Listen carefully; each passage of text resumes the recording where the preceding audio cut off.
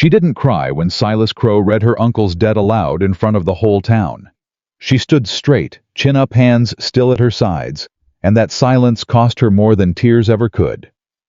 This is the story of Eliza Hartwell, a woman traded like a line in a ledger, and the mountain cowboy who refused to let that be the end of her story. If this kind of story speaks to your heart, subscribe to our channel and follow along until the very last word. And drop a comment telling us what city you're watching from. I want to see just how far this story travels. The summer of 1884 came to Red Pine, Montana, like a debt collector, early, unwelcome, and without apology. By the first week of July, the creek behind the mill had dropped to little more than a whisper. The dust on Main Street rose with every footstep, and the kind of heat that settled into a person's bones had already made its home in the valley. The mountains to the north still wore a thin collar of snow at their peaks. But down in town, people moved slow and spoke careful the way folks do when the weather has already decided what kind of day it's going to be. Eliza Hartwell had been in Red Pine for 11 days. She had come on a wagon from Billings with a carpet bag, a set of her mother's silver thimbles wrapped in a handkerchief, and the belief reasonable, she thought entirely reasonable, that her Uncle Roy had left her something. Not much. She hadn't expected much. A room maybe. A piece of land too dry for anyone else to want. Something she could build a life on without asking permission. What Roy Hartwell had left her was a debt. She learned this on a Tuesday morning, standing in the middle of Crow's General Store, while half the town found reason to be inside buying things they didn't need. Silas Crow was a tall man, narrow through the shoulders, with a face like a ledger page, all careful lines and no warmth. He kept his hair parted down the center and his cuffs buttoned even in the heat, which Eliza had thought was vanity until she realized it was armor. A man like Crow did not let his edges show. He set the ledger open on the counter, the way a judge sets down a verdict.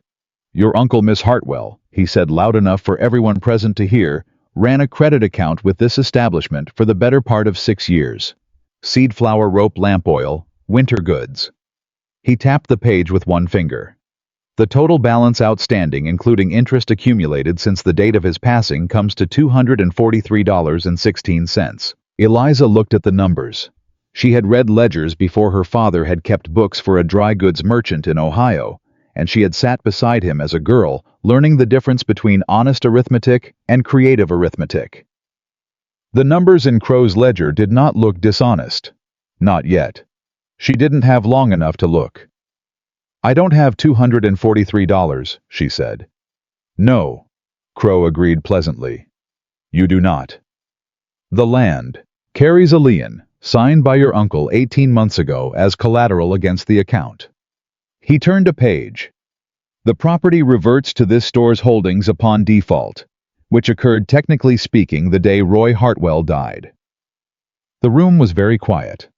Someone near the back shifted their weight and a floorboard creaked. Eliza kept her eyes on the ledger.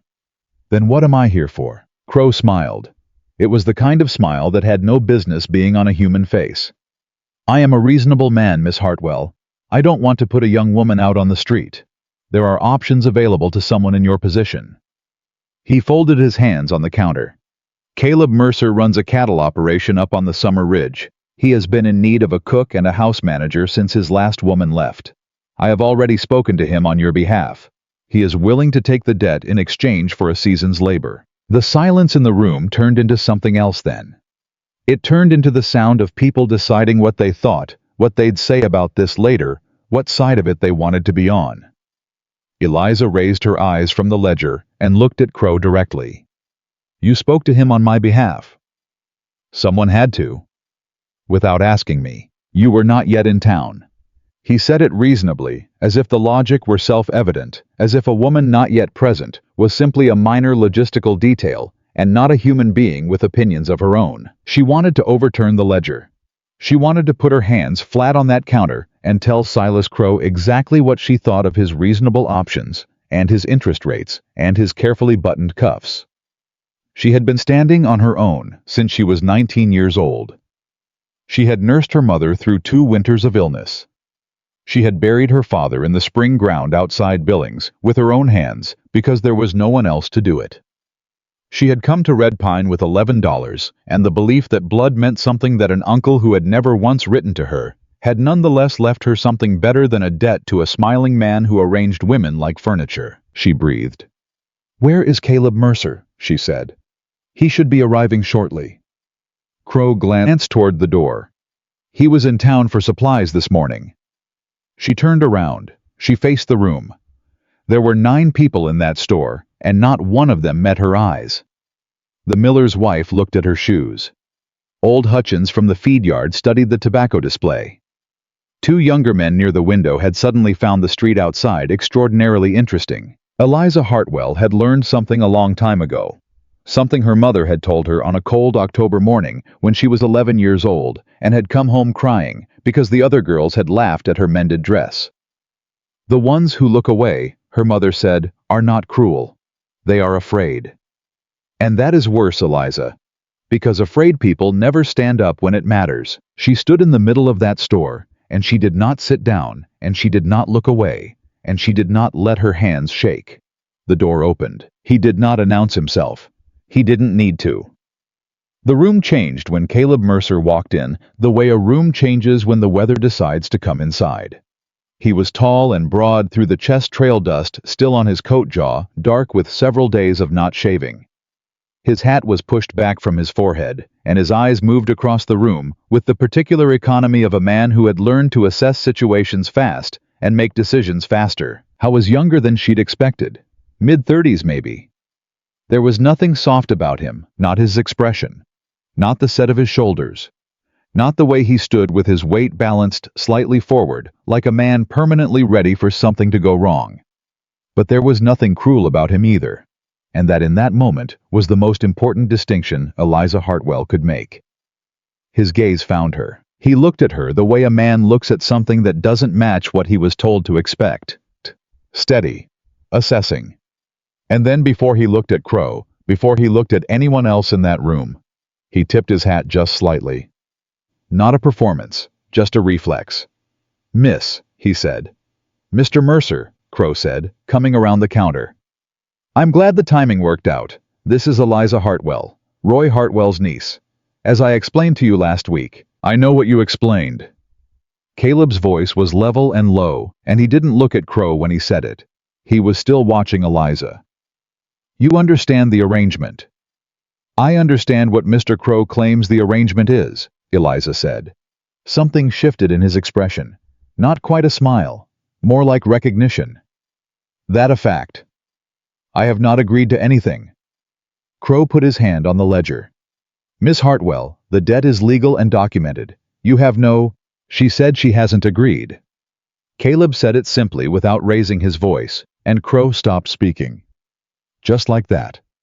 The way a clock stops when you take out the mechanism. The room was very still. Caleb Mercer reached inside his coat. He drew out a leather billfold and set it on the counter beside Crow's ledger. "What's the total?" Crow blinked. "I beg your pardon." "The debt. What's the total?" $243.16. Caleb counted bills from the billfold and laid them flat on the counter. He did not count them twice. He did not look at Crow while he did it. "That's $250. Take out your 16 cents and give the woman the change." He picked up his billfold, returned it to his coat, and then he looked at Eliza. "The debt is paid. You don't owe Crow anything. You don't owe me anything either." He paused. "You can ride with me if you want work that pays honest wages and keeps a roof over your head. Or you can walk out that door and go wherever you choose." He pulled his hat back down. "I don't buy people." The miller's wife finally looked up. Old Hutchins turned from the tobacco display. The 2 men by the window turned all the way around. Eliza looked at the money on the counter. She looked at the door. She looked at the lean, quiet, dusty man who had just spent $250 without blinking and was now waiting for her answer, the same way he'd wait for weather, like he'd accept whatever came without complaint. She picked up her carpet bag. "I'll ride," she said. "Ciao." Caleb's wagon was a working wagon, not a comfortable one. It smelled of hay and iron and something faintly resinous pine tar maybe, and the bench seat had a crack down the center that she had to mind carefully unless she wanted a splinter through her skirt. The horse was a big gray gelding, with the steady, uncomplaining temperament of an animal that had been worked honestly and fed honestly, and asked nothing more than the same in return. They rode north out of Red Pine without speaking, and Eliza was grateful for it. She was still sorting herself out. She had been in that store for 40 minutes. In 40 minutes, her uncle's debt had been paid. Her choices had been reduced to two, and she had chosen the one that led up a mountain with a stranger. She was not certain it was the right choice. But she was certain it was better than the alternative, and sometimes that was the only arithmetic that mattered. The road climbed. The valley dropped behind them. The air changed thinner, cooler, carrying the smell of high grass and granite, and the distant smoke of someone's cook fire, far up on the ridge. Caleb let the gray find his pace and kept his eyes on the trail. It was Eliza who spoke first. "How many hands do you run?" "2 in the winter, 4 through summer when the herd's up on the ridge pasture." "And the house? What about it? Who's been managing it?" A pause. "Nobody for about 3 months." She looked at him sidelong. "And before that, woman named Frances. She left when her brother came up from Cheyenne to take her south." He said it without complaint, without accusation, just the way things were stated plainly. "And before Frances, I managed it myself." "Which means it wasn't managed," Eliza said. Another pause, longer this time. "That's a fair assessment." She looked at the road ahead. Pine trees rose on both sides, now dark and close, the kind of forest that didn't let in a lot of light, even in July. "What are you paying?" $30 a month, room and board." 40, she said. He glanced at her, just briefly. 35. "You spent $250 to keep Silas Crow from owning my labor," she said. $35 a month for honest labor should not be a difficult number for a man who thinks in those terms. The gray's hooves hit a stretch of packed gravel, and the sound changed. Caleb was quiet for long enough that she thought he was going to refuse. 40, he said. She said nothing. She did not thank him because he had made a fair business decision, and thanking someone for fair dealing was a habit she had learned to resist. You thank people for generosity. Fair dealing was just the minimum. They rode for another quarter-mile before he said, "The well is low. I've been hauling from the creek." "How far is the creek?" "Quarter-mile northeast below the tree line." "I'll need a better yoke. The kind you've got on a working ranch ought to have a proper yoke." "I'll find one." "And the kitchen stove, what's wrong with it?" He looked at her again, less brief this time. "How do you know something's wrong with the stove?" "Because a man living alone for 3 months either fixes what breaks or stops using it, and you don't look like a man who's been cooking his own meals over an open fire every night. So either you fixed it, and I don't need to worry about it, or you didn't, and I do." He was quiet for a moment. "Left damper sticks," he said. "You have to work it a bit before it'll draw right." "I can manage a stove," she said. "What else?" He told her. He told her about the pantry near empty flour and salt, and a small amount of dried beans, enough for a week if she was careful. He told her about the fences on the north pasture that he'd been meaning to get to since May. He told her about the bunkhouse where his 2 remaining ranch hands slept, a man named Pete Sorensen, who had been with him 6 years, and a younger fellow named Denny, who was good with horses, but couldn't be trusted near anything with a lock that opened from the outside. He told her in the flat economic way of a man describing the contents of a supply list, and she listened in the same spirit, cataloging what she was going to need to know. "The other ranchers in the valley," she said. "They get their supplies from Crow. Mostly. All of them. All of them who don't go the long way around to Dalton's Creek. And Crow extends credit to all of them. To most of them." He said it carefully, like he was noticing something about the direction of her questions. "Why? Those ledgers he had, the ones with my uncle's account." She paused. "The interest calculations were irregular." He said nothing. "The first 2 years of the account ran at standard rate. The last 4 years ran higher, but not evenly. The interest jumped in 3 separate places that didn't correspond to any date a legal rate adjustment would explain." Caleb looked at the road. The gray climbed steadily. "You read ledgers," he said. "It wasn't quite a question." "My father kept books. I learned." She paused. I didn't have long enough to verify, but what I saw in 40 minutes looked like the kind of arithmetic that benefits the man holding the pen. He did not respond immediately. She watched his face, the set of his jaw, the slight tension around his eyes that wasn't quite suspicion and wasn't quite belief, but was somewhere in between. I told you, he said at last, to leave the Crow business alone. You told me I don't owe him anything. That's different. She looked at the tree line. You didn't tell me not to think. He did not reply to that, but he also didn't argue. The ranch came into view around a long curve in the trail, and it looked exactly like he'd prepared her for, which meant it looked like nothing she'd been hoping for, without knowing she'd been hoping. The house was solidly built. She'd give it that heavy timber and good stone in the foundation, but it had the battered, neglected look of a place that had been designed for function and forgotten about when function got hard. The porch railing was missing 2 boards. The garden plot to the left of the house was more weed than anything else, baked hard by the July sun. The fence nearest the barn listed to one side like a man who'd had a long day and was considering lying down about it. Inside was better in some ways and worse in others. The floors were swept. Caleb had at least done that, but the windows were filmed with smoke, and the kitchen smelled of old grease and the stale memory of something burnt. The table was scarred and plain and honest. The chairs all had 4 legs, which she counted as a success. She set her carpetbag down by the door. Pete Sorensen appeared from the barn to unhitch the gray, a square, sun-darkened man in his 40s who looked at her the way a man looks at weather, ready to accept it, not particularly invested in what it does. He nodded once. Ma'am. Mr. Sorensen, she said. Pete's fine.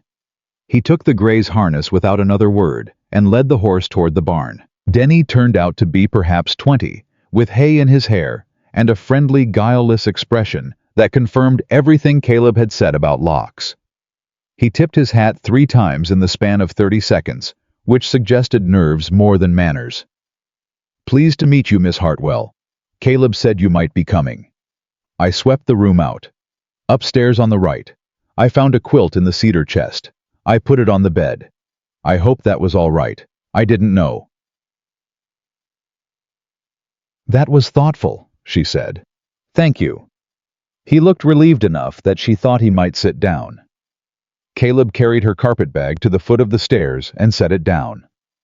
Rooms at the top. Pete and Denny bunk in the separate house out back. You'll have the main house to yourself when I'm not in it. He paused. I'm usually not in it. Where are you? The ridge, the herd, wherever needs tending. She looked at him. And when you are in it, I eat at the table and sleep in the room at the end of the hall. He met her eyes steadily. Door at the end of the hall stays closed. Same courtesy I'd expect for the room at the top of the stairs. Understood, she said. She meant it, and she could see from his expression that he understood she meant it. He went out. The screen door banged behind him. She stood alone in that kitchen, looking at the smoke-stained walls, and the sticking damper on the stove, and the thin pantry shelves, and she took a long breath of air that smelled like work. She had lived in worse places. She had endured worse than this. She had come here with a carpetbag and a set of silver thimbles, and a decision made in the middle of a store in front of 9 people who hadn't looked at her and what she had now. This cracked kitchen, this filmed smoke, this mountain summer was still more than Silas Crow had left her with. She tied on her apron. She worked the damper until it moved. She put water on to heat and began to assess what she had to work with, and when she found the flour and the salt and the dried beans, she decided that was enough for tonight, and that tomorrow she would make a proper list. She made that list by candlelight after supper, sitting at the table, while Pete and Denny returned to the bunkhouse, and Caleb sat at the far end with a cup of coffee, going cold at his elbow, going through what looked like ranch accounts. He hadn't said much at supper. She hadn't expected him to, but he had eaten everything she'd put in front of him: bean soup, with the last of some dried onions she'd found behind the flour sack, cornbread cooked in the iron skillet, strong coffee. And when he'd finished, he'd said, "That's good," in the same tone he'd used to confirm the damper was working. Not a compliment. An accurate statement.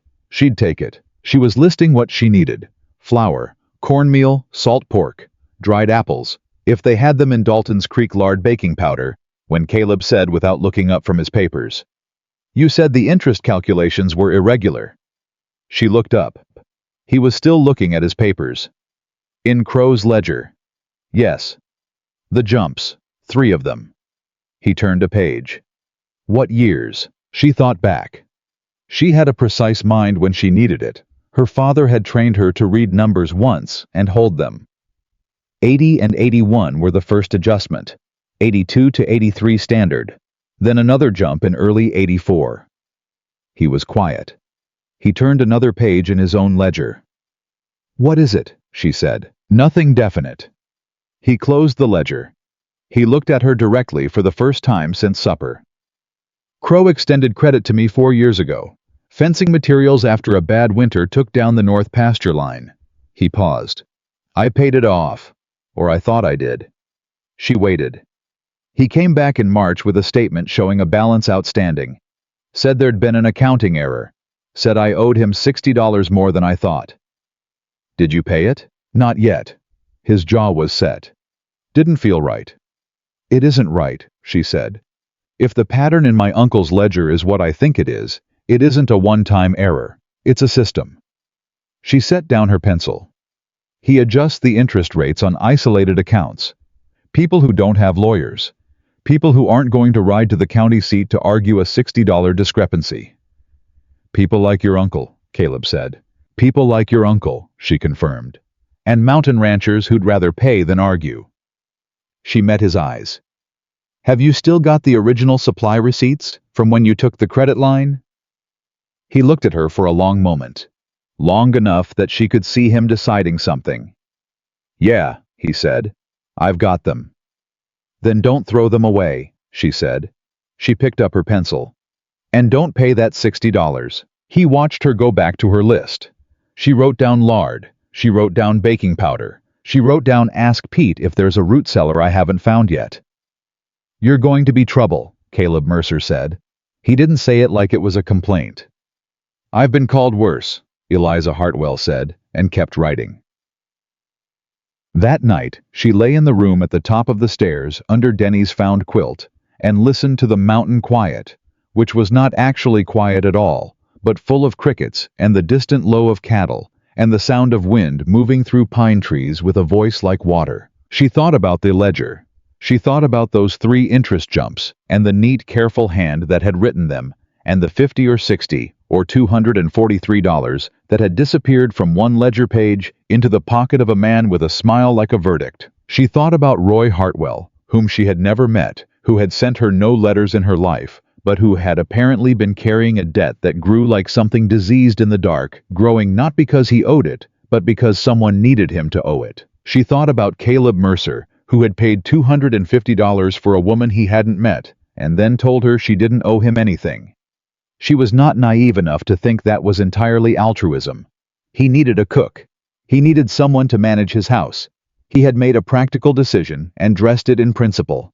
And she respected that, because people who made practical decisions and pretended they were purely noble were dangerous. And a man who could tell the truth about what he needed was a man you could trust at least that far. She pulled the quilt tighter. She had $11 left in the pocket of her carpet bag. She had a job paying $40 a month. She had a stove with a sticking damper and a pantry with a week's worth of food and a list of what she needed to make this kitchen function like a kitchen. She had evidence in her memory, at least, that a man named Silas Crow was running a slow, quiet fraud on an entire valley of people who couldn't afford to fight back. She did not know yet what she was going to do about that. But she had learned at 11 years old, and many times since, that knowing something is the first step. The second step arrives when you're ready for it. She closed her eyes. Outside, the wind moved through the pines. Down the hall, a door was closed as promised. Below her, the stove ticked as it cooled. Eliza Hartwell, who had been traded like a line in a ledger that morning, and who was still standing at the end of it, let her hands finally unclench and slept. She was up before dawn. Not because anyone asked her to be. Not because Caleb had set a rule about it. She was up because that was who she was, a woman who had learned that the morning belonged to whoever claimed it first, and she had spent enough years letting other people claim things that were rightfully hers. The stove was cold. She worked the damper the way he'd described: firm pressure, then a quarter turn left, then patience, and it gave way on the third try with a groan, like a man being asked to admit he was wrong. She fed it kindling, then wood, and by the time the gray light outside the kitchen window shifted to something pale and honest, she had coffee on and was working through what was left in the pantry with the focus of a general surveying what was left after a bad campaign. Flour, about 8 pounds. Salt pork, end of a slab. Dried beans pinto, maybe 2 pounds. A small jar of sorghum. Cornmeal. 4 potatoes starting to go soft on one end. She could work with this. She had worked with less. Caleb came downstairs at 5:15. She heard his boots on the stairs, unhurried, even the tread of a man who'd woken at the same hour every morning for so long, it no longer required any decision. He stopped in the kitchen doorway. She poured a cup of coffee and set it on the table without turning around. "I need a supply run. Not today, but within 3 days, or the potatoes are wasted." A pause. "I can send Pete to Dalton's Creek. I'll write the list. I'll also need to see your full pantry inventory when you have a moment. If I'm managing this kitchen, I need to know what's actually in it versus what you think is in it." Another pause, this one slightly longer. She turned around. He was standing in the doorway with his hat already on, looking at her the way a man looks at something moving faster than he expected. "There's a second pantry," he said. "Off the back hall. I forgot to mention it." "Of course there is," she said. He almost smiled. She was nearly certain of it. He drank his coffee, standing up the way men do when they've already half left the room in their heads, and then he set the cup down and went out to the horses. She heard Pete and Denny moving in the yard, the familiar sounds of a working morning assembling itself, and she went to find the second pantry. It had a half-barrel of cornmeal she hadn't known about, 2 strings of dried peppers, a crock of lard with a good lid, and 3 mason jars of put-up tomatoes that someone Francis, she guessed, had left behind when she went south with her brother. Eliza stood in that back hallway and felt the pantry shift from inadequate to almost manageable, and she thought, all right then, let's see what this kitchen can do. By the time Pete and Denny came in for breakfast at 6:30, she had cornmeal mush on the stove, salt pork crisping in the iron skillet, and coffee hot enough to mean something. She had also, in the spare minutes between wipe down the table, discovered a second cracked window. She was adding to her mental list of problems and found a cast-iron Dutch oven hanging on a nail behind the door that someone had left caked with old grease and forgotten about. She was scrubbing it when the men came in. Pete sat down and said nothing, which she was beginning to understand was his highest form of approval. Denny sat down and said, "Oh, that smells real good, Miss Hartwell," which was not approval so much as relief. She served them. She sat with her own plate. She ate.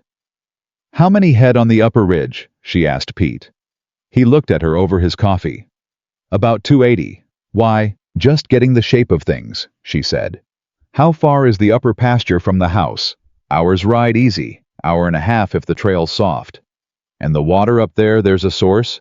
"Spring-fed pond on the east side of the upper pasture. Good water mostly. Gets low by late August." She nodded. She ate her mush. Pete watched her the way he'd watched her yesterday, like weather, and then he said unexpectedly, "You're not what I thought you'd be." "What did you think I'd be?" He considered this with the gravity of a man who takes honesty seriously. "Softer," he said at last. "Crow's women usually come up here soft. Scared mostly. Gone inside a month." She looked at him. Crow's women. The ones he sends up when he wants Caleb to feel obligated. 3rd one in 2 years. He said it plainly without malice, the way you report a fact.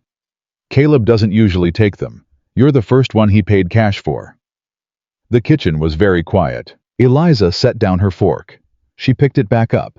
She ate another bite of salt pork, and she thought about what Pete had just said, and she thought about Caleb's careful eyes in that store, and the way he'd told her she didn't owe him anything, and she sorted those things into 2 separate piles in her mind and looked at them.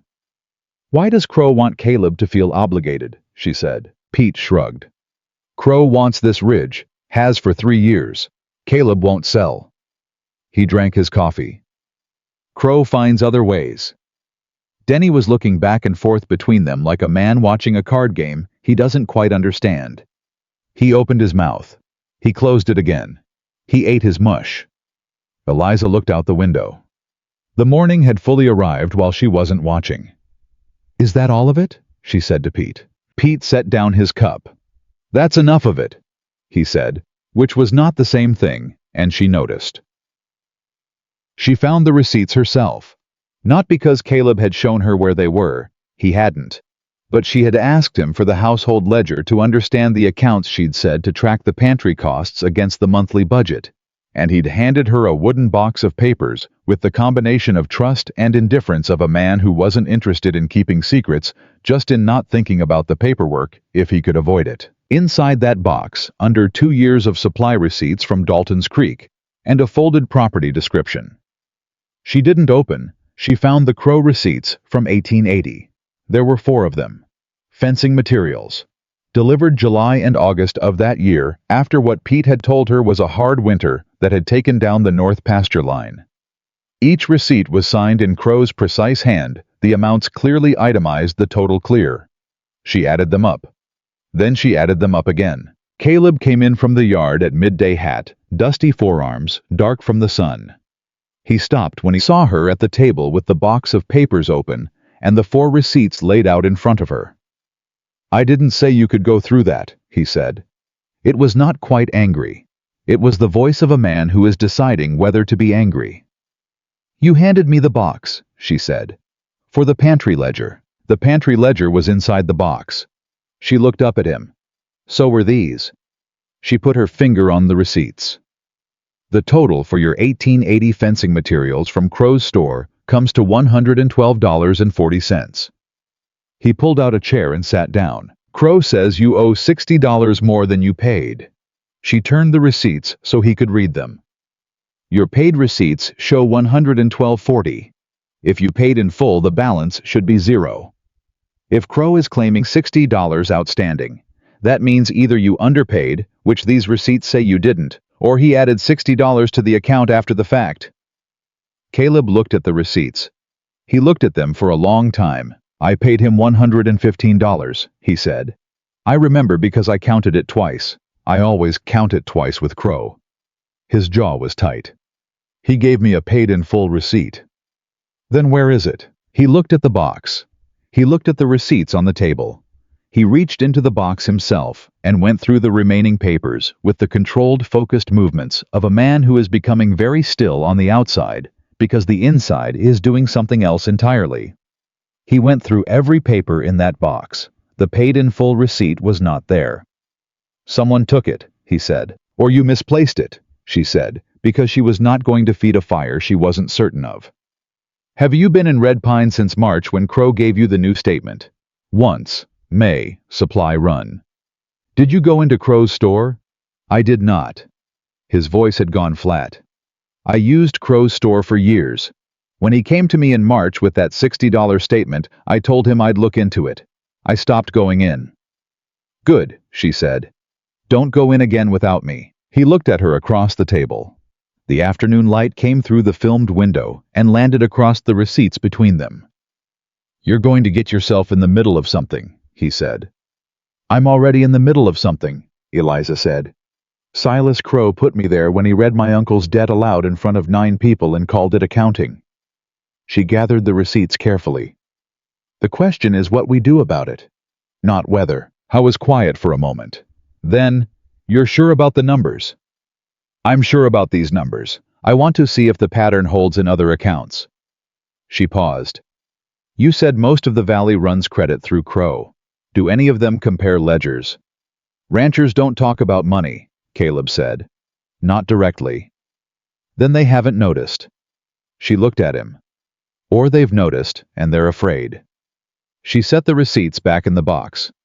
"Which ranchers do you trust?" I thought about this with the seriousness it deserved. "Harlan Cross, east side of the valley. Tom Birch runs sheep north of us. The widow Pace, she's got a small cattle operation, been there 20 years. He paused. "Why?" "Because if Crow is doing this to you and to my uncle, he is doing it to all of them," she said. "And a pattern is not a pattern until you have more than 2 points." Caleb Mercer looked at Eliza Hartwell across that table, and he did not say anything for long enough that she heard the fire settle in the stove, and a horse shift its weight in the yard, and a hawk cry somewhere high above the ridge. "You're not what Crow expected to send up here," he said at last. "No," she agreed. "I don't reckon I am." The first of Crow's men came 3 days later. She was hauling water from the creek. Pete had found her the proper yoke as requested, and the difference was considerable when she heard the horses. 2 of them coming up the trail from Red Pine at a pace that said business not visiting. She set the yoke down and watched them come. They were not men she recognized. Big, trail-worn, with the look of men who had been paid to project a kind of unhurried confidence that was meant to make other people feel smaller. The taller one touched his hat brim when he saw her, which was courtesy of the most technical kind. "Morning, miss. We're looking for Caleb Mercer." "He's on the upper ridge," she said. "When's he back?" "When his work's done." She stood with her hands loose at her sides. "Is there something I can help you with?" The taller man reached into his vest and produced a folded paper. "Delivery from Mr. Crow's store. Statement of account due on collection." He held it out. She took it. She unfolded it. She read it. The statement showed Caleb Mercer's account with Crow's General Store, the 1880 fencing credit, the supposed outstanding balance, and now added to it a new line. Interest accrued, March through July 1884. Amount $31.50.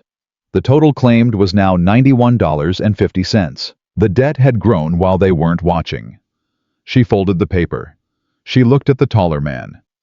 "Tell Mr. Crow that Mr. Mercer has his original receipts from the 1880 account, and they show the balance was paid in full. Tell him also that Mr. Mercer will not be paying interest on a debt that does not exist." She held out the paper. "You can take this back with you." The taller man did not take the paper. He looked at her the way men look at things that are inconveniencing them. "Miss, this is a legal collection notice. Mr. Mercer needs to—" "Mr. Mercer isn't here," she said. "I've given you his answer. If Mr. Crow has a dispute with that answer, he's welcome to take it to the county assessor's office in Helena, where they keep copies of property filings and supply records." She paused. "Assuming his copies match theirs." The second man, who had not spoken, looked at the first man. The first man took the paper. He looked at her for a moment longer, the particular look of a man recalibrating what he thought he was dealing with, and then he touched his hat again, and they rode back down the trail without another word. She picked up her yoke and finished hauling water. She did not tell herself she was not afraid. She was afraid. She understood exactly what she had just done. She had refused a collection notice on behalf of a man who hadn't asked her to, and she had said clearly and on record that his receipts showed a paid balance, which was an accusation dressed as a statement of fact. She had just told 2 of Silas Crow's men that she knew what he was doing. She carried the water to the kitchen, and she set it on the counter, and she stood there for a moment with her hands flat on the wood and breathed. Then she untied her apron, retied it tighter, and started on the afternoon bread. Caleb came back at 4:30, trail dusty and quieter than usual. She watched him read the paper she'd left on the table. She watched his face. The stillness that came over it was not the stillness of calm. It was the stillness of a man holding something down with both hands. "They came here," he said. "Yes." "You sent them back." "I gave them your answer," she said. "I may have characterized it more precisely than you would have." He looked at her. "What did you say?" she told him. Exactly word for word, because she respected him enough not to summarize it. He was quiet for a very long moment. Then he sat down in the chair at the head of the table and put one hand over his face and stayed like that long enough that she began to wonder if she'd miscalculated. When he lowered his hand, he wasn't angry. He looked like a man who has put something down that he's been carrying a long time and is only now realizing how heavy it was. "I should have dealt with this in March," he said. "You didn't know the shape of it in March." "I knew something was wrong." "Knowing something is wrong and knowing what to do about it are different things," she said. "You weren't alone in this valley in not knowing what to do. He's counting on that." She sat down across from him. "I want to ride to Harlan Cross's place." He looked at her. Not to tell him anything, she said quickly. Just to ask if he's willing what his credit situation with Crow looks like. Whether he's seen any irregularities. She paused. He doesn't have to answer. But if there's a pattern. There's a pattern, Caleb said. He said it quietly, and certainly the way a man says something he's suspected for years. I just never had the arithmetic to prove it. She looked at him across the table. Will you take me to Harlan Cross? Howe was quiet. He looked at the collection notice. He looked at her. Day after tomorrow, he said. I've got work on the upper fence tomorrow that can't wait. Day after tomorrow, she agreed. She got up and went back to the stove. She heard him stay at the table for a few minutes more, and she did not turn around to look, because she understood somehow that he needed a few minutes to just sit with the shape of things. When she heard his boots on the floor moving toward the door, she said without turning around, he's going to spread the notice wider. When his men come back with a refusal, he doesn't stop. He escalates. A pause at the door. I know. We need to move faster than he does. Another pause. I know that too. The screen door opened. Eliza. It was the first time he'd used her first name. She noted it. Yeah, she said. You did right today. He said it the same way he'd said the soup was good. Not a compliment, an accurate statement. I want you to know that. She heard the door close behind him. She stood at the stove and she stirred the pot that didn't need stirring yet, and she told herself that was not the reason her hands had steadied. Red Pine sent its verdict on Saturday. She had ridden into town with Pete for the supply run. Caleb had stayed on the ridge, and she felt the shift the moment they turned onto Main Street. It was not dramatic. It was the quieter kind of cruelty, the kind that operates through angles and whispers, and the specific pointed look of a woman who has decided what story she is going to tell about you. The miller's wife was the first. She was standing outside the dry goods store, and she looked at Eliza the way a woman looks at something she has already judged and found wanting. And she said something low to the woman beside her, and they both turned away. The barber's shop, which had its door propped open to the morning air, went quiet when she walked past.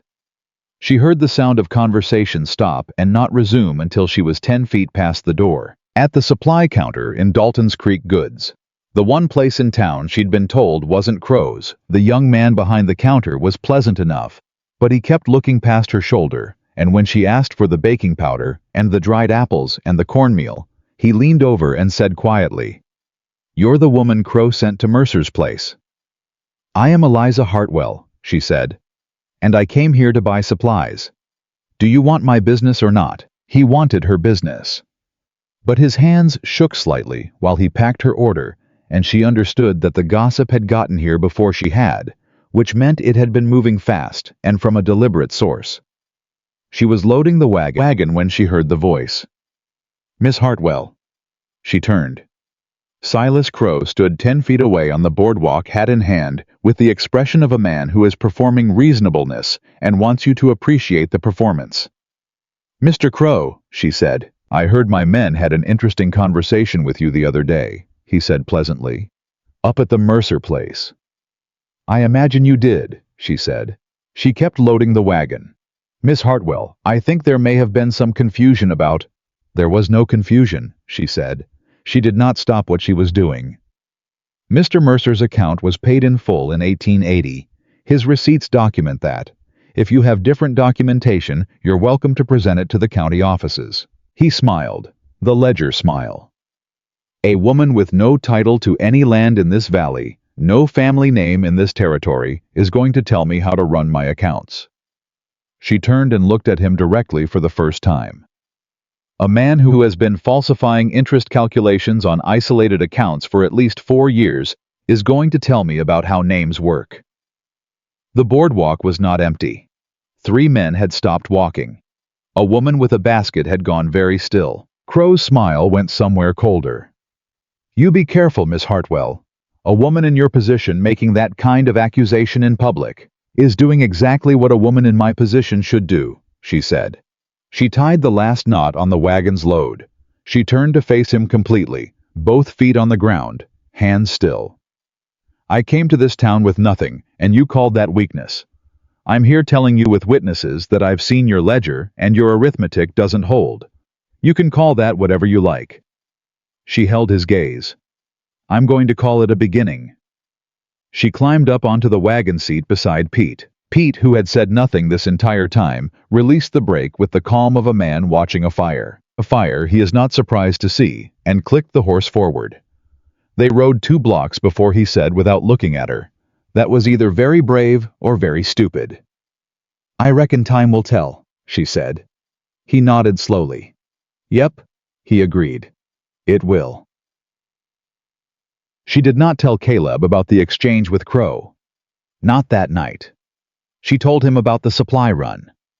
She told him what she'd bought and what it cost and what she'd seen in the prices at Dalton's Creek. She did not tell him about this boardwalk.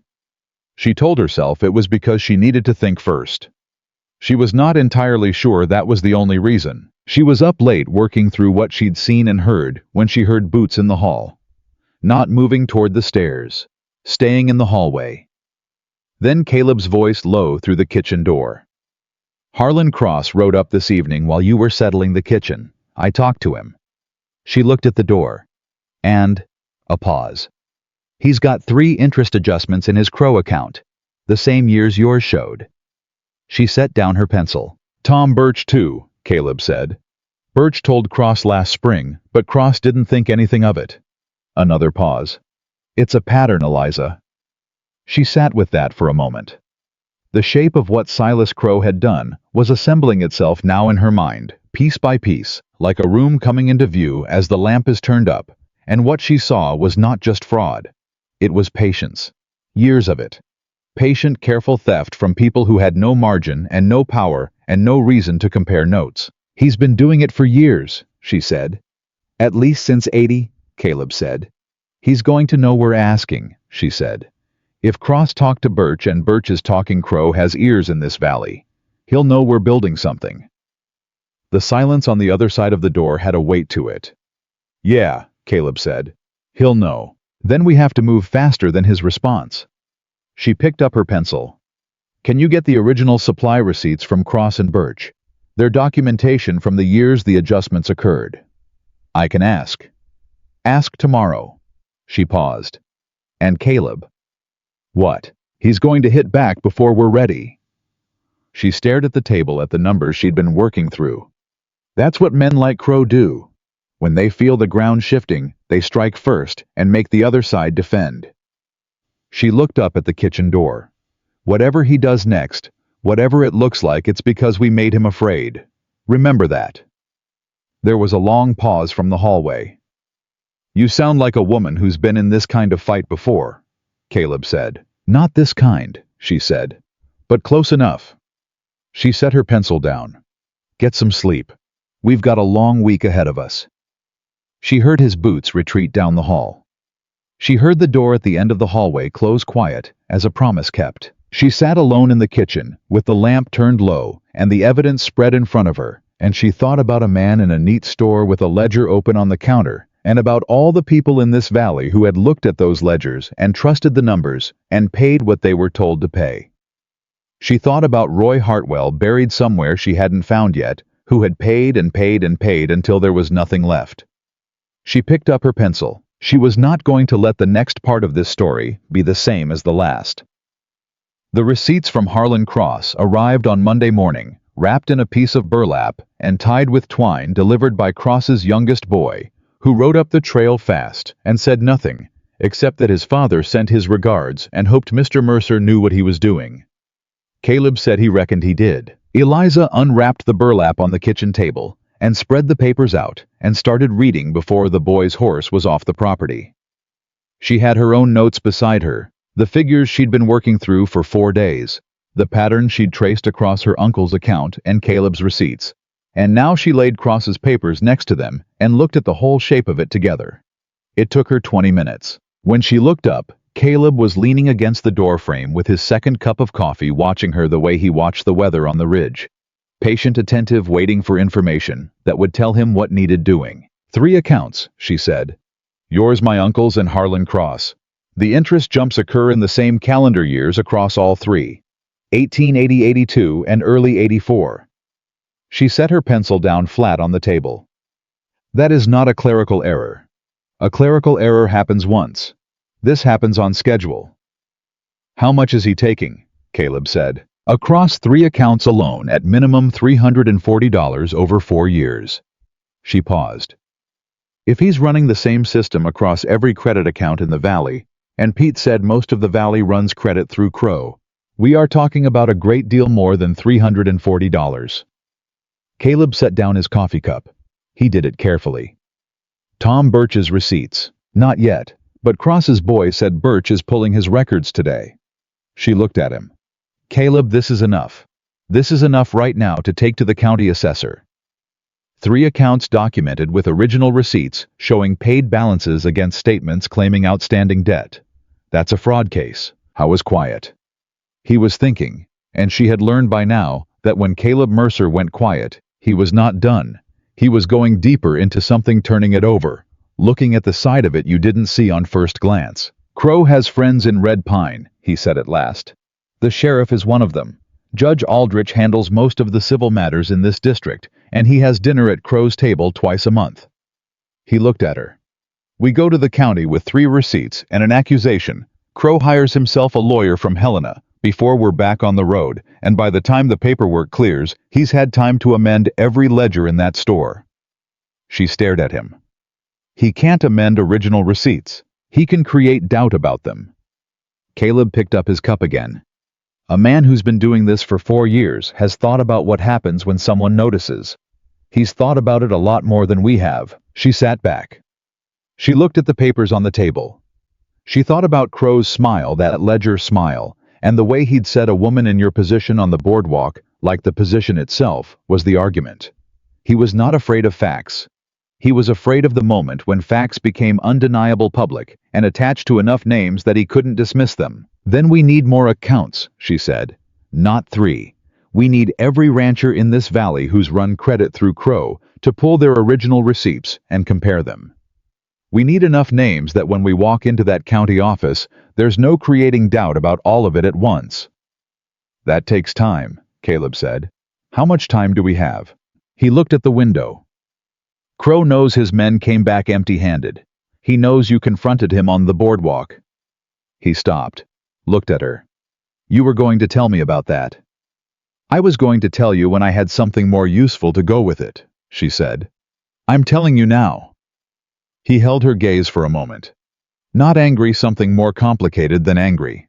A man recalibrating the distance between what he thought he knew and what was actually happening. What did you say to him? She told him. Exactly word for word. Caleb stood very still. Then he turned and walked to the window and stood there with his back to her for long enough that she counted 12 seconds in her head. Eliza. His voice was even, controlled. The voice of a man holding the lid on something. You told Silas Crow on a public street in front of witnesses that you've seen his ledger and you know what he's doing. Yes. That was 4 days ago. Yes. He turned around. And you didn't think I needed to know that. I thought you needed the cross receipts more. She met his eyes. And I was right. We needed to know the pattern was real before we talked about what I said. If I'd told you first, you'd have spent 4 days worrying about Crow's response instead of building the case against him. He stared at her. It was a very particular kind of stare, the kind that happens when a person realizes they cannot actually argue with the logic, even though the logic made decisions on their behalf that they did not sanction. I am not a man who needs to be managed, he said. I know that, she said. I made a judgment call. I stand by it. And you can be angry about it after we figure out what Crow is going to do next, because right now, that matters more. The silence lasted exactly long enough to mean something. Then Caleb Mercer pulled out the chair across from her and sat down. All right, he said. What do you think he does next? It was not forgiveness, but it was something honest, and she respected it more than forgiveness would have been. He can't go to the sheriff about what I said without essentially confirming that the accusation is worth investigating, she said. He can't amend the ledgers he's already used for collection without creating a paper trail of their own amendments. What he can do... She paused. is attack the standing of everyone making the accusation. Make it about who we are rather than what we know. He's already doing that, Caleb said. The story going around town is that you're my kept woman and I'm losing my grip on the Ridge operation. She had expected this. She had not expected the flatness in his voice when he said it, or what it cost him to say it. How long has that been going around? Since the day I paid your debt. He looked at the table. I should have warned you. I knew what they'd say, she said. Women like me always know what they'll say. She folded her hands on top of the receipts. Let them say it. Gossip is noise. Documented fraud is evidence. Those are not the same category of problem. He looked at her, then really looked the way he rarely did directly, and without the careful restraint he wore like a second coat. You're not afraid of them at all, he said. It was not quite a question. I'm afraid of plenty, she said. I'm not afraid of what afraid people say about me. I learned the difference a long time ago. He was quiet. The morning moved around them, Pete's voice in the yard, a horse somewhere, the stove settling. And then Caleb said so quietly, she almost missed it. What are you afraid of? She looked at him. He was looking at the table now, turning his coffee cup in his hands. Failing, she said after a moment. Going back to having nothing. Building something and watching it taken. She paused. The same things everyone's afraid of, I expect. I just don't have the luxury of letting the fear decide. He nodded slowly, like he understood that precisely, like he had been carrying the same thing in different pockets for years. Neither do I, he said. They sat with that for a moment. Then she pulled a fresh piece of paper toward her and picked up her pencil. Who else in this valley do you trust enough to ask? The answer was 5 more names, and by Wednesday they had heard back from 3 of them. The widow Pace came herself. She rode up the trail on a brown mare at 11 in the morning, tied the horse at the post, walked into the kitchen without knocking, which told Eliza something about what kind of woman she was, and set a bundle of papers on the table beside the coffee pot. I've been waiting 3 years for someone to start asking, she said. She was 70 if she was a day, with hands like oak roots and eyes that had seen everything and remembered most of it. Roy Hartwell knew. He came to me 2 summers ago with his receipts and his suspicions. Crow found out he'd been asking around. She sat down without being invited. 6 months later, Roy was dead. The kitchen went very still. Eliza set down her coffee cup. Roy died of a fever, she said carefully. That's what the county record shows. Roy Hartwell was a healthy man in June, the widow Pace said. He was dead in September. Draw your own conclusions. I'm just telling you he wasn't the first person to notice, and he was the first person to stop noticing permanently. Caleb had come in from the yard at the sound of her horse. He was standing in the doorway now, and his face had gone to the still closed place it went, when he was holding something down hard. You're saying Crow had something to do with Roy's death. I'm saying Roy was asking inconvenient questions, and then he died inconveniently, the widow Pace said. What you do with that is your business. She tapped the bundle of papers. What I'm giving you is 12 years of receipts and 4 of Crow's statements that don't match them. That's my business, and I've done it. She looked at Eliza directly, the way women of a certain age look at younger women when they are deciding what they're made of. You the niece? Yes, ma'am. You look like him, she said. Around the eyes. He had a stubborn set to him, too. She stood up. Don't do what Roy did. Don't go alone and don't go quiet. Whatever you're building, build it where people can see it. She walked out. Her horse's hooves were already receding down the trail before Eliza could think of what to say. She looked at Caleb. He was looking at the door where the widow Pace had been. Your uncle, he said slowly, came to her 2 summers ago. Yes, and 6 months later he was dead. Yes. The words sat between them like something with weight. Eliza looked down at the widow's papers. She looked at her own hands flat on the table, and she thought about Roy Hartwell, whom she had never met, who had apparently been a stubborn man with something around his eyes that people recognized, who had started asking inconvenient questions and had stopped asking them in the permanent way. I was alone, she said. He didn't have anyone to stand beside him. No, Caleb said. His voice had changed. It had the quality of a decision being made quiet, certain done. He didn't. He crossed to the table and sat down and pulled the Widow Pace's papers toward him and started reading. Just like that. No speech about it. No declaration. He simply sat down beside the work and started doing it, and somehow that was the most serious thing he could have done. They worked through the afternoon. The lightning came on Thursday night without warning. Montana summer storms did that, arrived without the long build that gave you time to prepare. Just a shift in the air, and then the sky cracking open like it had made up its mind. Eliza heard it first as a change in the silence, the particular absence of the crickets that meant something large was happening. Then the first strike hit somewhere up on the ridge, and the light came through every window at once. She was out of bed before the thunder finished rolling. She didn't know yet what she was running toward. She pulled on her boots and her coat and got to the porch at the same moment Pete came out of the bunkhouse at a dead run, and then she smelled it, the unmistakable bite of smoke on wind that didn't belong to a cook fire. "Upper pasture," Pete said without stopping. He was already moving toward the barn. She ran after him. Caleb was saddling the gray before she reached the barn door. He moved fast, hands sure, no wasted motion, a man who had responded to emergencies long enough that his body knew the shape of them without instruction from his mind. Denny was already on his own horse, face pale in the lantern light. "The herd," Caleb said. "If the fire's at the upper pasture, they'll panic toward the ravine." He pulled the cinch tight. "Pete, take the south trail, try to cut them before they reach the drop. Denny, north side, stay back from the smoke." "What about me?" Eliza said. He turned and looked at her. For 1 second, one single second, she saw something in his face that was not a rancher assessing a fire situation. It was a man who had just understood that something mattered to him more than he'd allowed himself to know. "Stay here," he said. "I need someone at the house who knows what we have and what we need." "That's not a reason," she said. "That's a way to keep me out of it." "Eliza, I can drive the supply wagon. I know where the creek is. I know the north trail." She held his gaze. "You need hands, not a woman at home waiting." He stared at her. The smoke was stronger now, threading through the barn like a message. Every second was a second the herd was moving. "The wagon," he said. "Blankets from the bunkhouse, soak them in the creek before you come up. Follow Pete's trail, not the main road." He swung onto the gray. "Do not get ahead of the smoke. You hear me?" "I hear you," she said. He rode. She ran for the bunkhouse. She moved the way she had learned to move in the hard years, without panic, without wasted steps, with the particular economy of a woman who understood that fear and speed were not the same thing, and that confusing them got people killed.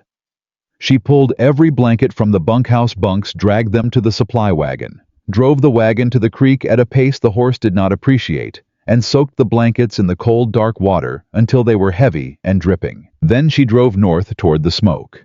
She smelled it long before she saw it, that thick, punishing smell of burning grass that gets into everything it touches and stays.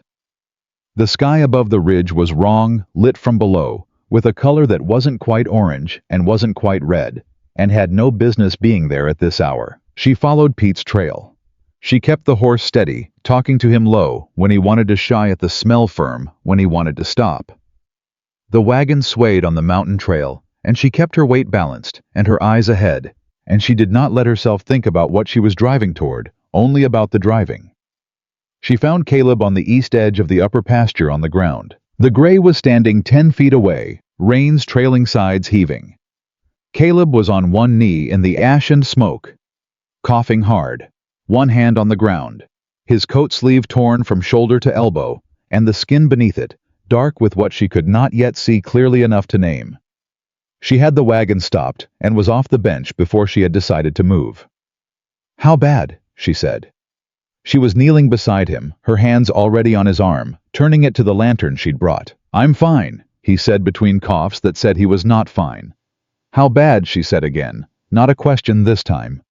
"Horse went down near the fence. Trap gate." He coughed again. "Freed him. Something came down on my arm." He looked at her through smoke-stung eyes and said with a seriousness that had nothing to do with the arm, "The northeast gate is open. Crow's men. I saw them, they opened it before the fire started. The herd's heading for the ravine." She processed this in the time it took to pull a wet blanket from the wagon and press it to his arm. "Crow's men set the fire." or used it. Either way, they opened the gate. His jaw was tight. Not from the arm, from what he was saying. This wasn't a stormfire. This was a push. She helped him stand. He let her. That alone told her how bad the arm was, because Caleb Mercer was not a man who let anyone help him unless the alternative was worse. Pete and Denny are cutting the south. Pete knows what to do, he said. He was steadier on his feet than he had any right to be. The ravine is the danger. If even 30 head go over, then we need to get to the northeast corner before they do, she said. She looked at the wagon. She looked at him. Can you ride? He looked at the gray still standing 10 feet away. He looked at his arm. Yes. Then ride. I'll take the wagon across the upper flat wider, but I can carry water and blankets to the east line. She met his eyes. Don't argue with me right now. We can argue later when there's time for it. He did not argue. Hy gathered the gray's reins, and she watched him get up into the saddle with his bad arm, and she did not say anything about it, because there was nothing useful to say. He rode northeast at a controlled canter, not reckless, not slow, exactly the pace of a man who understood urgency and injury simultaneously. She drove the wagon across the upper flat, through smoke that made the horse's eyes white, and her own eyes sting and stream. She talked to the horse the whole way. She did not let herself think about anything except the next 20 feet of ground. When she reached the northeast corner, she understood immediately what Caleb had meant. The gate was open. Wide. And the herd, she could hear them, the low panic sound of cattle that have smelled fire and lost their direction, was moving toward it, pushed by the smoke from the west, funneled by the fencing, toward the drop on the other side. She drove the wagon broadside across the open gate. It was not a plan. It was a body and a wagon placed between a disaster and the edge, and she set the brake and stood up on the bench and she screamed. Not words, just the kind of sound that cuts through panic, human and loud and insistent. And the lead animals checked, shied, turned. Pete came in from the south, 30 seconds later at a full gallop, reading the situation in one look, swinging wide to push the flank back. Denny came from the north, whooping his horse, cutting back and forth in the practiced way of an animal that understood this work even when its rider was frightened. They held the line. It took 40 minutes. 40 minutes of noise and smoke, and the terrible heavy smell of burning, and the constant press of frightened animals that outweighed her by 1,000 pounds each, and she stood on that wagon bench and held her ground and did not step back once. When the herd was turned and settled into the south pasture away from the fire's edge, Pete rode up beside the wagon and looked at her. Just looked. For a long moment. You drove the wagon across the gate, he said. Yes, she said. Broadside. Yes. He looked at her for another moment. That was smart, he said. He said it the way Pete said everything, plainly, without performance, as a simple and complete verdict. She sat down on the wagon bench and let her legs shake for exactly the time it took to breathe 4 times. Then she stood back up and went to find Caleb. She found him at the fence line nearest the fire's edge, on foot, working by lantern light, not fighting the fire. The grass fire had burned itself to the fence and stopped there, checked by the bare dirt around the fence posts. Hy was crouched on the ground beside a fence post that had been pulled and reset, and in his hand was something that had been buried there, something she couldn't see clearly until she held the lantern lower. A survey marker, old iron driven deep with markings that were not the markings on the current boundary posts.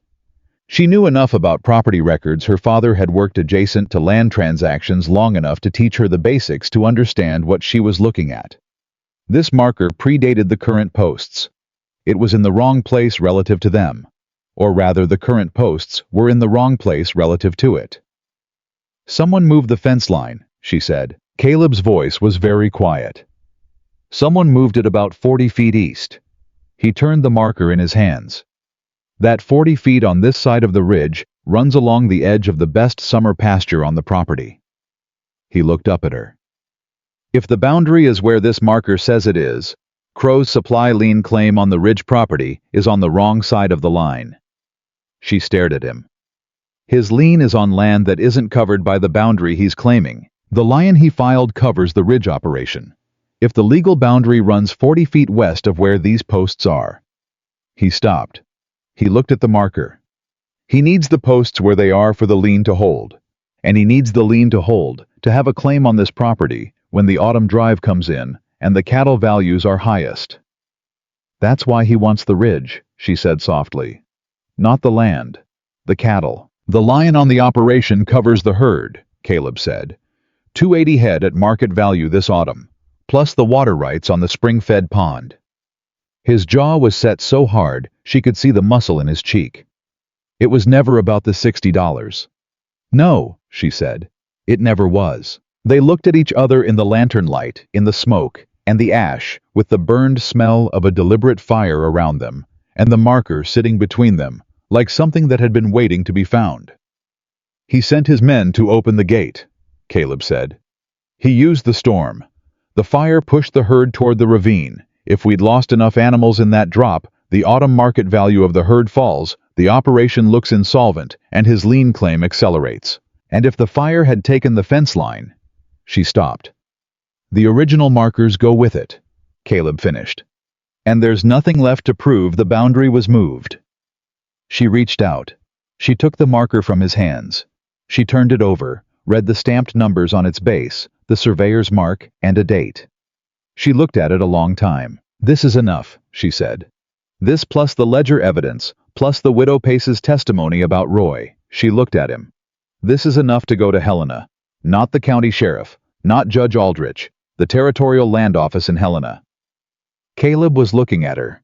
His arm was bad. She could see it now in the lantern light, the burn across the forearm, dark and raw, and he hadn't said a word about it. That's a 2-day ride. Then we leave at dawn. Eliza, someone deliberately set a fire tonight to destroy evidence and drive your herd over a ravine, she said. Her voice was steady. She was more certain of this than she had been of anything in a long time. Roy Hartwell started asking questions and died 6 months later. We are not going to the county sheriff. We are not going to Judge Aldrich's court. We are going to Helena with everything we have, and we are going to do it before Crow understands what we found tonight. He looked at her. The lantern between them made shadows of everything. He'll know something was found, Caleb said. His men were here. His men saw a fire and a runaway herd. They didn't see us at the fence line. She closed her hand around the survey marker. Does Pete know where to keep things safe? Pete knows this ranch better than I do. Then Pete keeps the receipts and the ledger copies. We take originals. She held out the marker. This goes in my bag. He looked at the marker in her hand. He looked at her face. And then quietly, with the directness of a man who had decided something without making a ceremony of it, he said, You could have stayed at the house. I gave you the choice. You gave me a role, she said. There's a difference. I was still for a moment. Then he said with something in his voice she hadn't heard before, something that was not quite gratitude and not quite admiration, but was somewhere between the two and more honest than either. If that marker had burned tonight, I'd have lost everything. I know, she said. That's why I'm here. He looked at her for a long moment. The smoke was thinning. The ridge was quieting. Somewhere in the south pasture, the herd was settling into the particular low sound of animals that have been frightened and have come through it. Eliza, he said. His voice was rough from the smoke and something else. I have been alone on this ridge for 3 years because everyone I let in either left or took something on their way out. She waited. I don't. He stopped. He looked at the dark beyond the lantern light. He was a man trying to say something he didn't have practiced words for, and she respected him enough not to fill the silence for him. I don't know what to do with someone who stays, he said at last. She looked at him. At the burned arm he hadn't complained about. At the face that had been holding everything back for so long, the restraint had become a kind of permanent expression. At the man who had sat down at her table with a box of papers and started working without a speech. You don't have to do anything with it, she said. Just don't treat loneliness like it's the same thing as loyalty. It isn't. He looked at her. Loneliness is just a habit you stopped questioning, she said. Same as Crow's ledger numbers. Everyone just stopped questioning them. She held his gaze. I'm not going anywhere.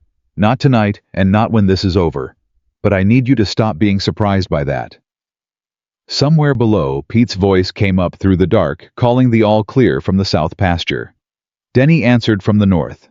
The ridge was quiet. Caleb looked at the hand holding the survey marker. Then he reached out and covered it with his own, not taking the marker, not holding her hand exactly, just placing his hand over hers.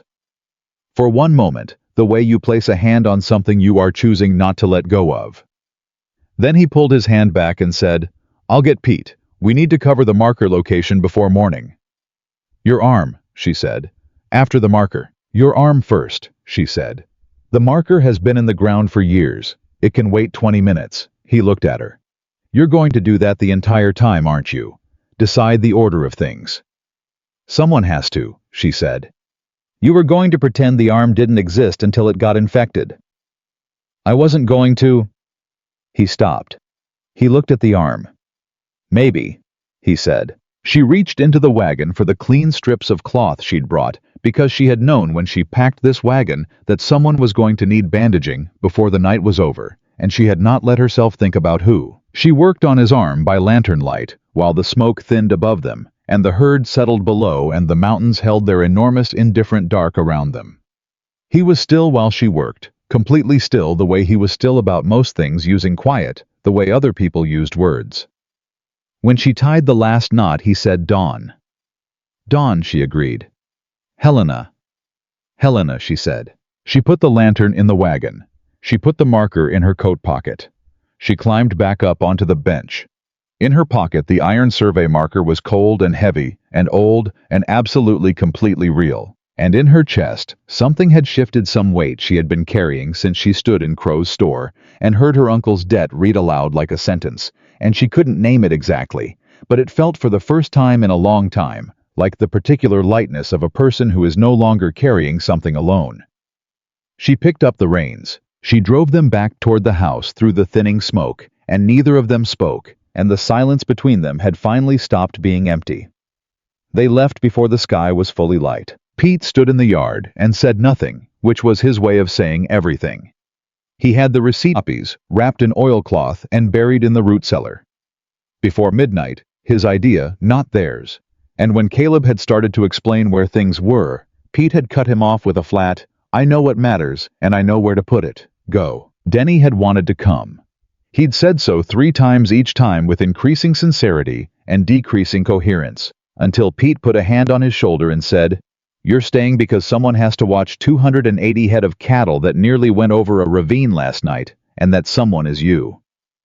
Denny had accepted this with the particular dignity of a young man who understood he was being trusted with something real. Eliza had the survey marker in her saddlebag wrapped in her mother's handkerchief, the one with the silver thimbles, the one thing she had carried from Ohio that belonged to someone who had loved her. She had not planned that wrapping. Her hands had done it without instruction from her brain, and she had let them, because some things don't need explaining. Caleb rode the gray. His arm was bandaged under his coat sleeve, and he held the reins with his good hand, and did not mention the arm at all, which she had decided to accept as his choice, and not argue about, until there was a doctor available to argue toward. The road to Helena was 2 days through mountain country. 1 hard day to the valley floor. 1 long day following the river north. They rode mostly in silence, the comfortable kind that had developed between them over the past weeks. The kind where silence is not absence, but simply 2 people existing in the same space without needing to fill it. It was mid-morning of the first day when Caleb said without preamble, "Crow's going to know we left." "Yes," she said. "He has contacts on the Helena Road, men who watch for ranchers making territorial complaints." She looked at him. "You know this for certain." "Harlan Cross told me 2 years ago. Rancher named Whitfield tried to file a water rights complaint against Crow in Helena. Got turned back at the territorial office. Someone had filed a counterclaim ahead of him. Whitfield never figured out how Crow knew he was coming." She thought about this. "How long before Crow knows we've gone? Someone in Red Pines saw us leave, maybe already." She did the arithmetic. 2 days to Helena. Crow's fastest rider using the lower road could reach Helena in a day and a half. "He'll try to file something before we arrive," she said. "An amendment, a counterclaim, something that muddies the water." "That's what I'd do," Caleb said. "Then we can't take 2 days." She looked at the trail ahead. Can the horses do it in one long day? Howe was quiet. She could see him calculating miles terrain, the gray's condition after a fire night, his own arm. If we push through and stop for 2 hours at midday, we can reach Helena by nightfall. Then that's what we do, she said. He nodded once and touched the gray into a faster pace, and she matched him, and neither of them said anything more about it, because it was decided and doing was more useful than discussing. They reached Helena as the last of the daylight was leaving the sky. The Territorial Land Office was closed. She had known it might be. Caleb had known it too, and he had not said anything about it on the road, because what was there to say? They could not make a government office stay open, and worrying about it would not change the hours. What he had done, and she understood this only when they pulled up in front of a plain 2-story building on Last Chance Gulch, was send a wire from the relay station they'd passed at noon. She had seen him go inside. She had assumed he was watering the gray.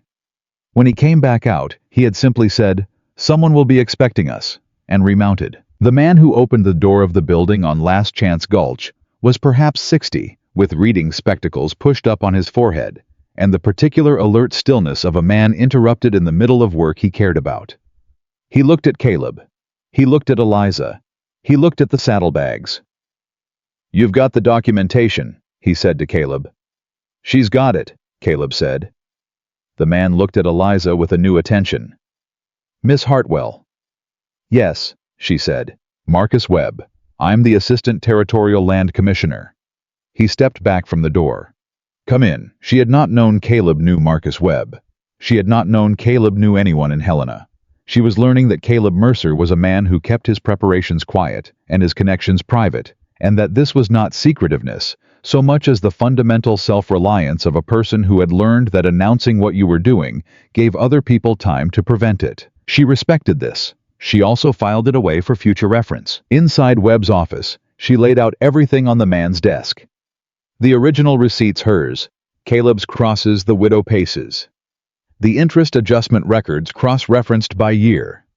The collection notices with the inflated balances. The survey marker unwrapped carefully from her mother's handkerchief and placed on the desk with both hands.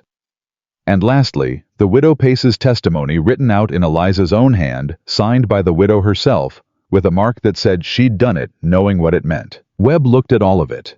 He picked up the survey marker. He read the stamped date. He set it down and looked at Caleb. "You found this at the northeast fence line," he said. "Under the post," Caleb said. "The current post is 40 feet east of the original marker. And the lien crow filed against your operation covers the ridge property as defined by the current posts," Caleb said. "Not the original survey line." Webb picked up his reading spectacles and put them on properly. He looked at the marker again. He looked at the receipts. He looked at the cross-referenced interest figures Eliza had laid out in 3 columns, clear as arithmetic could be. "Miss Hartwell," he said without looking up, "you compiled this documentation." "The original receipts belong to the ranchers who kept them," she said. "I organized the pattern and verified the arithmetic, and the interest adjustment dates. You're certain of these?" I compared 12 sets of original receipts against 12 corresponding Crow statements. The adjustment pattern occurs in the same calendar years across all 12 accounts. The probability of that being a clerical error across 12 independent accounts is 0, Webb said. He took his spectacles off. He leaned back in his chair. "Crow filed a motion in this office 4 days ago," he said. "An accelerated lien claim on the Mercer Ridge operation, citing default on a supply credit account." Caleb went very still. "He came ahead of us," Eliza said. "He did." Webb looked at the survey marker. His motion cites the boundary as established by the current posts. He paused. If the original survey marker establishes a different boundary, his lien claim covers land that does not fall within the property description in his filing. "Which invalidates the motion," Eliza said. "Which potentially invalidates the motion, yes."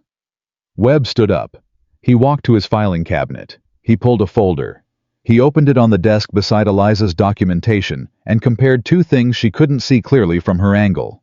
He was quiet for a long time. Then he said, "The original territorial survey of the Mercer Ridge property was conducted in 1871. The survey marker's stamped number matches the registered survey record for that date. He closed the folder. The current fence posts do not. The room was very quiet. Someone moved the boundary, Caleb said. His voice was flat. Not surprised, just naming it. The physical evidence suggests so. Webb said carefully, the careful language of a man who understood what he was about to set in motion. I'll need to send a surveyor to the ridge to confirm. I'll also need to forward the financial documentation to the territorial fraud examiner. He looked at Eliza. This will take time. How much time? She said. A week for the surveyor, possibly 2 for the examiner to review. He paused. In the interim, I can issue a stay on Crow's motion. That means he cannot proceed with the lien claim until the investigation is complete. He looked at Caleb. Your operation is protected during that period. Caleb nodded once. The only sign of what that meant to him was the way his jaw released just slightly, just for a moment, before it reset. What about the other ranchers? Eliza said. Cross Birch the Widow Pace, if Crow's been running this system across the valley for 4 years. The examiner will look at all documented accounts, Webb said. If the pattern is what your documentation suggests, the others will be included in the investigation. He looked at her. You did the right thing coming here. We came here because the county sheriff has dinner at Crow's table, she said. Webb did not look surprised. Yes, he said. I know about Sheriff Aldrich. He said it the way a man says something he has been waiting for someone else to bring up. That's a separate matter, but not unrelated. She looked at him. How not unrelated? Webb glanced at Caleb, then back at her. Crow's land acquisitions through fraudulent liens have been escalating. You're not the first complaint to reach this office. You are the first with documentation comprehensive enough to act on. He paused. There are others who tried. Roy Hartwell's name sat in the air between them unspoken. We know, she said. They stayed the night in Helena, a boarding house on the main street, separate rooms, which Webb's clerk arranged with the efficiency of a man who understood that practical details mattered. Eliza lay in a real bed with clean sheets and stared at the ceiling and went through the day's events, the way she always went through things that mattered methodically from the beginning, checking each piece against the others. Webb had the documentation. Webb had the survey marker. Webb had issued the stay. Crow's motion was frozen. She should have felt the relief of it more cleanly than she did. She tried to locate the relief and found it, but found it smaller than expected, because underneath it was something else. The knowledge that a stay was not a verdict, that an investigation was not justice, that Silas Crow was still in his store in Red Pine, with his ledger smile, and his filed motions, and years of practice at making problems disappear. Roy Hartwell had died 6 months after he started asking questions. She was not Roy Hartwell. She was not alone, and she was not quiet, and she had done exactly what the Widow Pace told her, built it where people could see it. But Crow was not a man who accepted losing gracefully, and she had been in his town long enough to understand that a man like that, when cornered, did not fold. He struck. She got up. She sat at the small desk in the room. She found paper in the drawer. She wrote a letter. She wrote it to the Widow Pace first. She wrote, "The stay is issued. The documentation is with the territorial commissioner. If anything happens to either of us before this is resolved. What we found at the fence line is in the root cellar at the Mercer Ranch in Pete Sorensen's keeping. Tell Cross. Tell Birch. The pattern cannot disappear if enough people know where to look." Then she wrote a second letter. She addressed it to the editor of the Helena Weekly Independent. She did not ask Caleb's permission. She wrote it, and she sealed it, and she held it in her hands for a moment, and thought about Roy Hartwell, and about afraid people who look away, and about her mother's voice on a cold October morning, saying, "That is worse, Eliza, because afraid people never stand up when it matters." Then she walked down to the front desk and asked the clerk to have both letters posted in the morning. When she came back upstairs, Caleb was in the hallway. He was leaning against the wall outside his door, coat on, like he'd been somewhere or was going, and when he saw her coming up the stairs, he straightened. "Couldn't sleep," he said. "No," she agreed. He looked at her empty hands. "You were downstairs." "I wrote some letters." He was quiet. To who? She told him. He listened. He did not interrupt. When she finished, he was quiet for long enough that she couldn't read it. You wrote to a newspaper, he said at last. I wrote to a newspaper editor, she said. He may choose not to publish it, but if Crow moves against us before Webb's investigation is complete, the editor has a letter on file describing the fraud, the evidence, and where the documentation is held. Crow can threaten ranchers into silence. He cannot threaten a newspaper editor he doesn't know has already received a letter. Caleb looked at the wall across the hallway. Then he looked at her. You thought of that tonight. I've been thinking about it since the widow Pace told us about Roy, she said. Roy went alone and quiet. I decided a long time ago that I was not going to do that. This is what not quiet looks like. He was still for a moment. Then he said, I should have thought of that. You were thinking about the survey marker and the stay in Webb's examiner schedule, she said. We can't think of everything at the same time. That's why there are two of us. He looked at her. Then, the full direct look he gave. Rarely the one without the careful air of restraint over it. Two of us, he said. He said it slowly like he was testing the shape of it. Two of us, she confirmed. He nodded, slowly, the way a man nods when he is accepting something he has been resisting for longer than he should have. Get some sleep, he said. We ride back tomorrow. I know. She turned toward her door. Then she stopped. Caleb. What? When this is over, she said. When Webb's examiner has finished, and the fraud is documented, and Crow can't touch any of it anymore. She paused. I want to find where Roy is buried. He was quiet. I can find out, he said. Someone in Red Pine will know. I want to put something on it, she said. I don't know what yet, but something. All right, he said. She went into her room. She lay back down. She stared at the ceiling again, but this time the relief was cleaner, not because the danger was less, but because she was less alone inside it. And loneliness, as she had told him, was just a habit you stopped questioning. She was done questioning it. They rode back into Red Pine on a Thursday. She had not planned it to be dramatic. She had planned it to be a supply stop. They needed flour and cornmeal, and Pete needed fence wire that only Dalton's Creek carried, and there was no practical reason to avoid the town's main street. But Caleb rode beside her, and he did not take the back road, and she understood without discussion that they had both arrived at the same decision. They came in on Main Street in the middle of a Thursday morning when the town was busy, and the thing that happened was not one large moment, but a series of small ones, each one its own quiet earthquake. The miller's wife stopped sweeping her step and watched them pass. Old Hutchins came out of the feed yard and stood in the door. The barber appeared in his window, and Silas Crow stepped out of his store. He stood on the boardwalk with his hands in his vest pockets and his ledger smile in place, and he watched them come up the street, and she could see him calculating the way he always calculated, fast and behind the eyes. What posture to take, what move to make, what the room gave him. She did not look away from him. She pulled up in front of Dalton's Creek Goods and dismounted and tied her horse and walked toward Crow's store, and she felt Caleb's boots on the boardwalk 2 steps behind her, steady as a heartbeat, and she did not wait for him to catch up because she didn't need to. She pushed open the door of Crow's general store. It was Thursday morning. There were 6 people inside. All of them turned. She walked to the counter. She opened her coat. She laid 3 documents on the counter, copies kept for exactly this purpose. And she said in a voice that was not raised, not performing, just clear. My name is Eliza Hartwell. I am Roy Hartwell's niece. I want everyone in this room to hear what I'm about to say.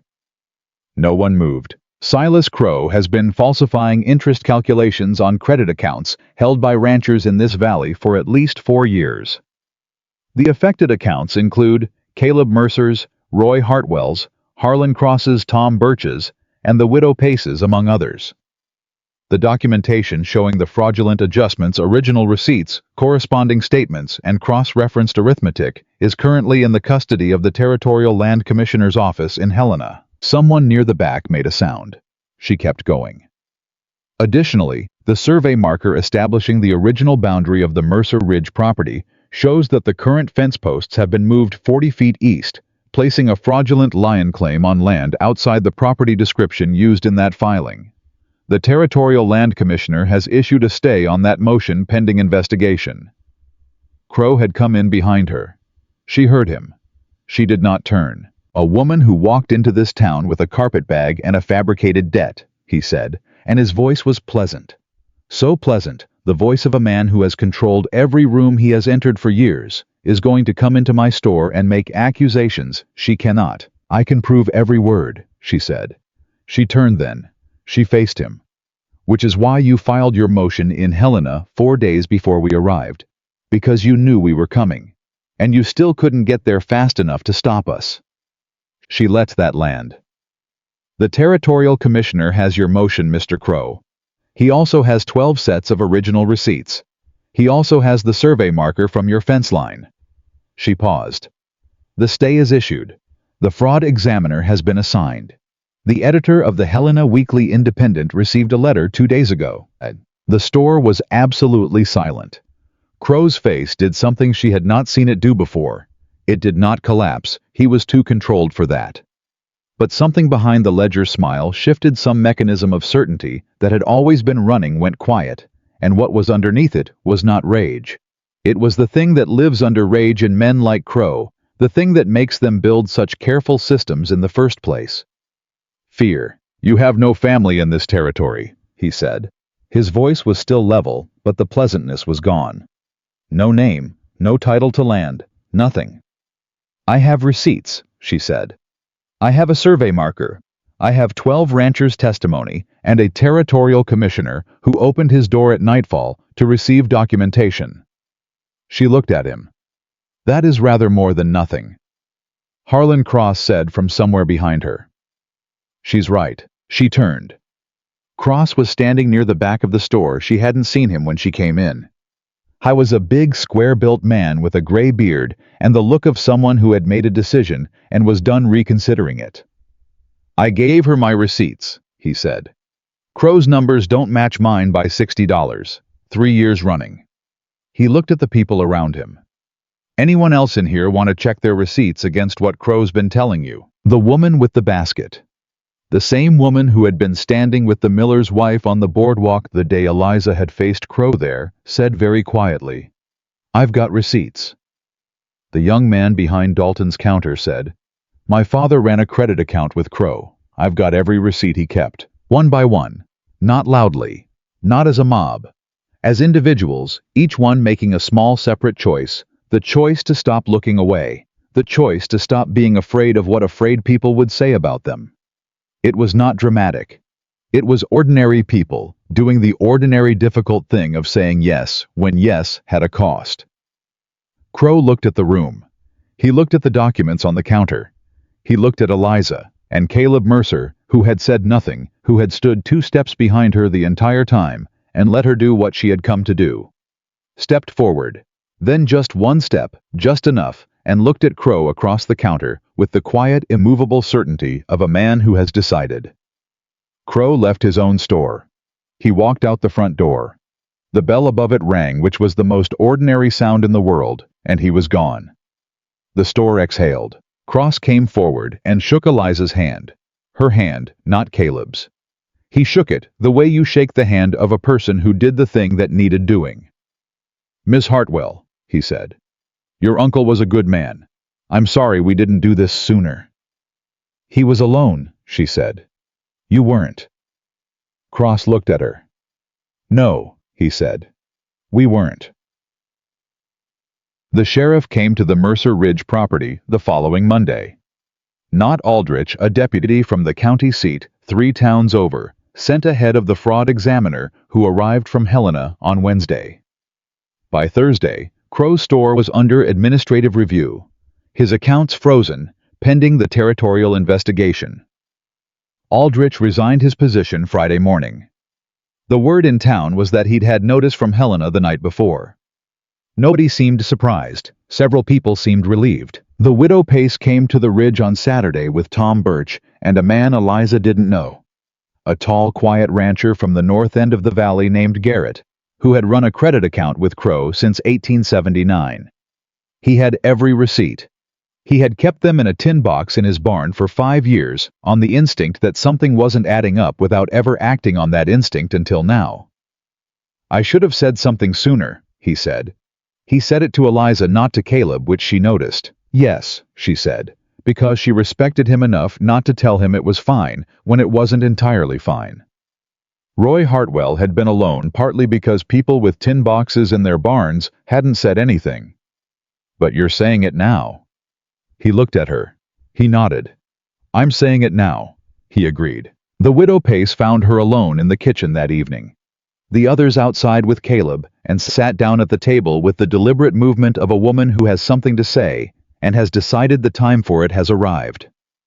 "Roy would have liked you," she said. Eliza sat down across from her. "You said I looked like him. Around the eyes." The old woman looked at her hands. "He used to sit at a table just like this one, with papers in front of him, with that same look you get. Like you're not angry, just absolutely certain." She paused. "He was afraid in the end. He went to Crow alone because he thought no one would stand beside him." "He was right," Eliza said. "At the time." "Yes," the widow Pace said. "At the time." She looked up. "But you came." "I came for a debt," Eliza said. "I stayed for something else." The widow Pace looked at her with the eyes of a woman who had watched 70 years of people deciding what they were made of. "That man out there," she said. "He looked at you in that store today the way my husband used to look at me. Like he was watching something he couldn't believe was real." Eliza said nothing. "Don't make him wait too long," the widow Pace said. "Men like that don't ask twice. They just get quiet and stay quiet, and you spend the rest of your life wondering what would have happened if you'd said yes sooner." She got up and went back outside. Eliza sat at the table. She looked at the kitchen, the clean stove, the organized pantry, the window. She'd replaced the cracked glass 2 weeks ago, the Dutch oven hanging on its nail, seasoned now and gleaming, no longer forgotten. She had made this kitchen function. She had made this house work. She had walked into a store in front of 9 people who hadn't looked at her, and 6 weeks later had walked into that same store and spoken the truth out loud until the room had no choice but to hear it. She had done all of that. She looked at the door. Outside, she could hear Caleb's voice low, even talking to Cross about fence line repairs, practical and specific, the voice of a man building forward instead of guarding backward. She could hear Pete's dry observations, and Denny's occasional enthusiastic additions, and the widow Pace telling Tom Birch something that made him laugh. She had never in her adult life sat inside a sound like that, and felt like she was allowed to be part of it. She got up, she untied her apron, she hung it on the nail by the door, she went outside. Caleb looked up when she came through the door. He looked at her the way the widow Pace had described, and she let herself see it this time, instead of categorizing it and filing it away. It was not complicated. It was not unclear. It was the man who had spent 3 years alone on a mountain, looking at a woman who had come up that mountain and not left, and understanding finally that leaving was not the thing she was going to do. "Cross has a question about the north boundary," he said. It was a perfectly ordinary sentence, and he said it like it was a perfectly ordinary sentence, but his eyes said something that had nothing to do with boundary lines. "I heard," she said. She walked over and stood beside him. "The original survey runs the same line across Cross's east property, doesn't it?" Cross blinked. "How did you—" "Because the marker we found is on the corner post, not a midline post," she said. "Corner posts establish 2 lines. One runs south along Caleb's boundary. One runs east." She looked at Cross. "If someone moved your corner posts to match the Mercer line, your east boundary has the same problem." Cross stared at her. He looked at Caleb. "Is she always like this?" "Yes," Caleb said. He said it without hesitation. He said it like a man who finds this to be a simple and complete description of something he has stopped being surprised by. Cross laughed. It was a sudden, honest laugh, the kind that comes when something is both funny and true. "Well," he said. "All right then." The evening settled around them. The conversation moved. Pete brought coffee out from the kitchen. He'd found the pot apparently without needing to be asked, and the widow Pace took a cup and said something to Denny that made him look simultaneously honored and terrified. and Tom Birch and Garrett talked fence-line arithmetic, and Caleb stood beside Eliza and said nothing, which by now she understood was his most honest language. When the others began making their way to horses and the long ride home, the widow Pace stopped in front of Eliza one last time and pressed something into her hand. A folded paper. Old. "Roy left this with me 2 years ago," she said. "He said if anyone ever came asking about the debt, give them this." She closed Eliza's fingers around it. "He knew someone would come. He just didn't know it would be you." She rode away down the trail before Eliza could respond. She unfolded the paper. It was a deed. Roy Hartwell's deed to a small parcel of land, not the main property. Crow had seized but a separate 5-acre lot on the south edge of the valley, filed in 1875, and never attached to any credit account. A piece of land that had never been touched by Crow's ledger. At the bottom in handwriting, she did not know but recognized around the eyes Roy Hartwell had written, "For whoever comes next. Don't let them take what's yours." She stood on the porch with the deed in her hands until Caleb came and stood beside her. "What is it?" he said. She gave it to him. She watched him read it. She watched his face. "He left you land," he said. "He left whoever came next some land," she said. "He didn't know it would be me." Caleb looked at the deed. He looked at the valley below, going dark now in the evening. He looked at Eliza. "That's your land," he said. "That's yours." She looked at the deed in his hands. Then she looked at him. 5 acres isn't a ranch," she said. "No," he agreed. "It's not." The space between what they were saying and what they meant was very small now, and they both knew it, and neither of them rushed to close it, because some distances are better crossed carefully than fast. "Roy said don't let them take what's yours," she said. "I've been thinking about that." She looked at the valley. "I've been thinking about what's mine." Caleb said nothing. He waited the way he waited for weather. "It's not the 5 acres, she said. He looked at her. She looked back. "I'm not going anywhere," she said. "I told you that already. I just wanted to say it again. While the papers are in my hand. While it's real." He took the deed and held it and looked at it for a long moment, and then he folded it with the care of a man folding something he intends to keep, and he held it out to her. "Roy was right," he said. "Don't let anyone take what's yours." She took it. Her fingers touched his hand. She did not pull back. Neither did he. The fraud examiner's name was Arthur Clemens, and he was not what Eliza had expected. She had expected someone careful and distant. A government man who would treat the documentation like a transaction, and the people behind it like line items. What arrived on Wednesday morning was a thin, precise man in his 50s, with ink-stained fingers, and the particular exhausted alertness of someone who had spent 20 years looking at numbers that didn't add up, and had never once stopped being angry about it. He sat at Caleb's kitchen table for 6 hours. He did not ask for coffee until the 4th hour, which told her he was serious. He went through every receipt, every statement, every cross-reference she had built, and he asked questions the way a surgeon asks questions, not to make conversation, but to find exactly where the problem was and how deep it went. At the end of the 6th hour, he closed the last folder and looked up at her. "How long did it take you to compile this?" he said. 3 weeks, she said. "Give or take." "You had the pattern identified within the first week." It was not a question, but she answered it. "Within the first 4 days." He looked at her steadily. "You've done this kind of work before." "I've read ledgers before," she said. "My father kept books. The arithmetic isn't complicated once you know what you're looking for." "Most people don't know what they're looking for," Clemens said. "That's how men like Crow survive." He closed his case. "I've examined 43 accounts in this valley in the past 3 days. The fraudulent interest adjustment appears in 31 of them." He said it plainly without drama, the way he said everything. 31 accounts, over 4 years. The total amount extracted above legitimate interest rates is somewhere in the range of $4,200. The kitchen was quiet. "Across how many people?" Caleb said. 31 accounts. Some are individual ranchers. Some are family operations. One is a church building fund that Crow extended a material credit to in 1881. He paused. The church account shows the highest adjustment percentage of any account in the valley. Eliza looked at the table.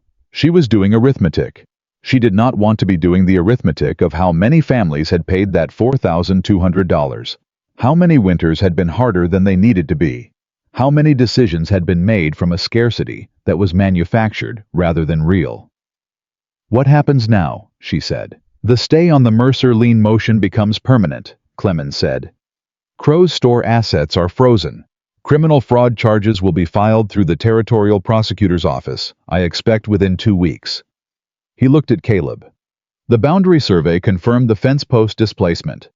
The original markers establish your eastern boundary 40 feet west of the current posts. Crow's lien filing was based on fraudulent property description. It is void.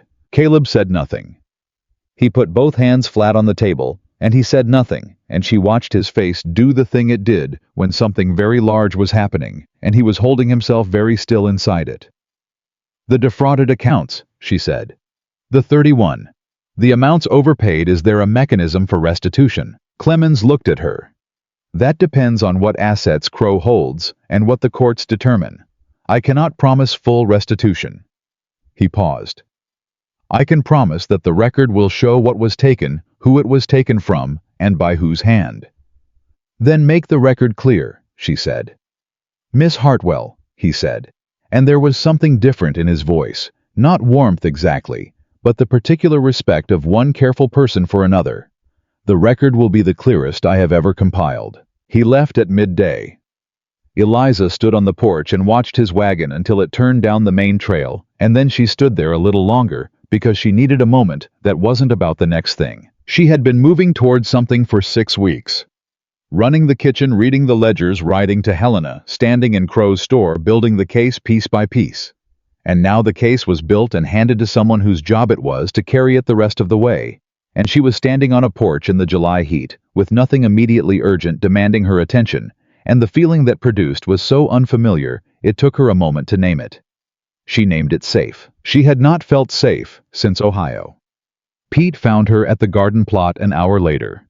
She had decided entirely without planning to, that the garden needed attention, and she had been pulling weeds with the focused energy of a woman who has just set down a heavy thing and needs her hands to be doing something real. He stood at the edge of the plot and watched her for a moment. "Clemens gone." "An hour ago." "How'd it go?" She sat back on her heels and looked at him.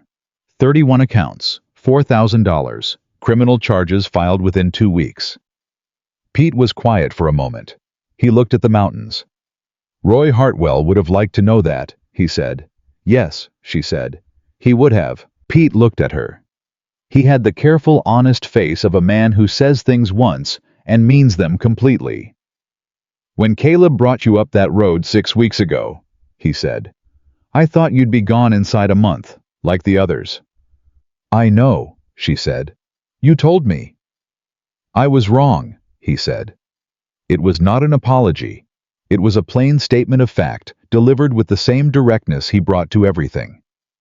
"I want you to know I was wrong." She looked at him. "I appreciate that, Pete." He nodded once. He started to turn away. Then he stopped. "Denny wants to know if you're going to plant beans this late in the season or just pull weeds until frost." She looked at the garden. She looked at the cleared earth around her. She had been pulling weeds for an hour, and she had made more progress than she'd realized. "Tell Denny to find me the bean seed," she said. "We've got 6 weeks before the first frost. It's enough." Pete almost smiled. The closest he ever came. "Yes, ma'am," he said, and went to find Denny. The letter from the Helena Weekly Independent arrived on Friday. It was addressed to her, which meant the editor had read her letter and done the arithmetic about who had written it. It was short 3 paragraphs, and it said that the editor, a man named Thomas Freed, had confirmed the stay order and the fraud examination through the Territorial Commissioner's office, and that a story would run in the following Wednesday's edition. It said, "Your letter described the situation with precision and without exaggeration. In my 30 years of editing this paper, I have rarely received a letter that required so little revision to become a news account." It said, "The record will be public. She folded the letter and put it in the pocket of her apron and went back to the kitchen and started the noon meal. And she did not cry, because she was not a woman who cried easily, but her hands shook slightly for a few minutes, and she let them. Caleb came in for the noon meal and sat down and ate and said nothing for a while, and then he said without looking up from his plate, "Harlan Cross wants to know if you'd be willing to look at his full account records once the investigation wraps. Says he needs someone to set up a proper bookkeeping system." "I can do that," she said. Tom Birch asked the same thing. He looked up. "And the widow Pace, though she said she'd trade you preserved goods for the service, rather than pay in cash, which I told her you'd probably accept." She looked at him. "You've been talking to people about me." "People have been talking to me about you," he said. "There's a difference." She sat down across from him. "What did you say?" I was quiet for a moment. He looked at his coffee cup. "I said you were the most capable person I'd met in 20 years of ranching, and that if they wanted your help, they should ask you directly and not ask me to ask you." She looked at him. "That's the nicest thing you've said about me." "It's accurate," he said. "You could have just said the nicest thing." "I did," he said. He looked at her with the expression she had come to know best, the one where his face was still, but something behind it was not still at all. "Accurate is my version of nice." She picked up her fork. "I know," she said. "I've known that for a while." He looked at her. "How long?" "Since you left a sharper knife where I could find it the first week," she said. "You didn't say anything about it. You just left it." He was quiet. "You noticed that." "I notice everything," she said. "You know that by now." "Yeah," he said, softly. "I do." The twist came on Saturday, and it came from a direction she had not anticipated. She had been so focused on Crow on the fraud, the investigation, the legal machinery now, grinding toward its conclusion, that she had not thought carefully enough about what a cornered man with nothing left to lose looks like. She had thought about it in the abstract. She had not thought about the specific shape it would take. Crow's man came to the ridge at mid-morning. Not the tall one from before, a different man, younger, with the careful blank face of someone delivering a message he has been paid to deliver and has been told not to editorialize about. He handed Caleb a letter. Caleb read it. His face went to the closed, still place. He handed it to Eliza. It was from a lawyer in Helena, not the territorial office, a private lawyer, and it stated that Silas Crow, in anticipation of criminal proceedings, had filed a civil claim against Eliza Hartwell, personally, alleging defamation, tortious interference with business operations, and malicious prosecution. The claimed damages were $8,000. $8,000. She read the letter twice. She read it the way she read ledgers, looking for the mechanism, the structure, the place where the real intent lived underneath the stated one. She found it on the second read. "He's not trying to win this," she said. Caleb looked at her. "What? He can't win this. The fraud documentation is in Clemens's hands. The territorial prosecutor is already involved. A civil defamation claim against me is not going to survive contact with what the fraud examiner found." She set the letter on the table. "He's trying to cost us money, lawyer fees, court appearances, time." She looked up. "He's trying to make this expensive enough that we settle quietly rather than see the criminal case through." Caleb's jaw was set. $8,000. "That we don't have," she said. "Which he knows." Denny, who had come in for water and had the misfortune of arriving. During this conversation, looked back and forth between them with the expression of a young man watching a storm he doesn't know how to help with. "Can he do that?" he said. "Just file something like that." "Any man can file anything," Eliza said. "Filing costs him $50 and a lawyer's fee. Fighting it costs us considerably more." She looked at the letter. "He's done this before, not to us, but somewhere to someone this has worked." "What do we do?" Denny said. She was quiet. She was thinking. Not in the panicked way, not in the desperate way, in the same methodical way. She had read his ledger in that store 6 weeks ago, looking for where the real problem was and what the right tool for it was. "We don't settle," she said.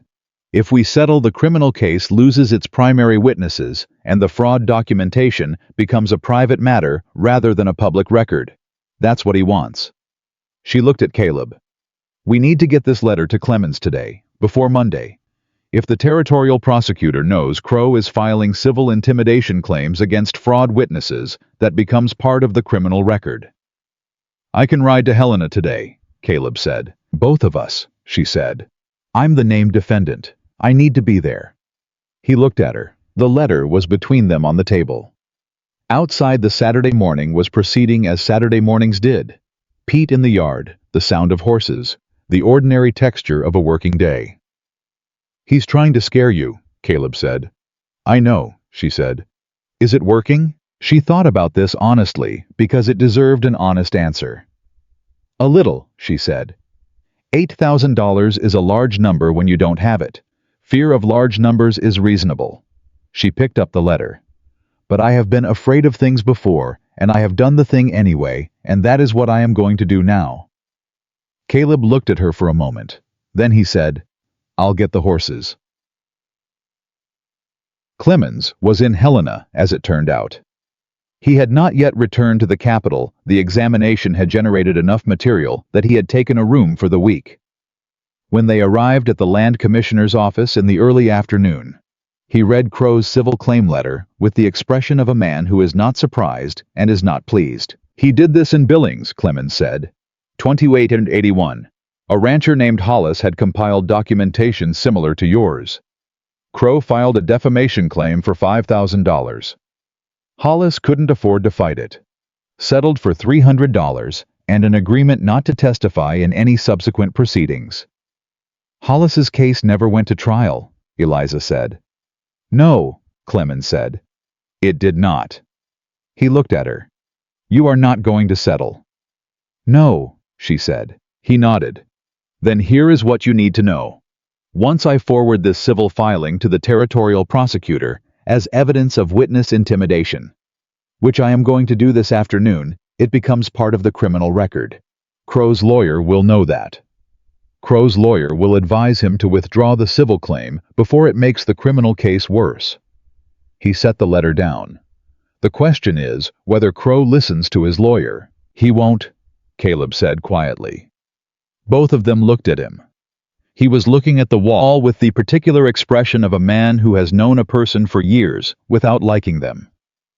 Crow doesn't listen to lawyers when he's afraid. He doubles down. Always has. He looked at Clemens. He's going to do something else. The civil claim is the first move. There will be a second. Clemens looked at him.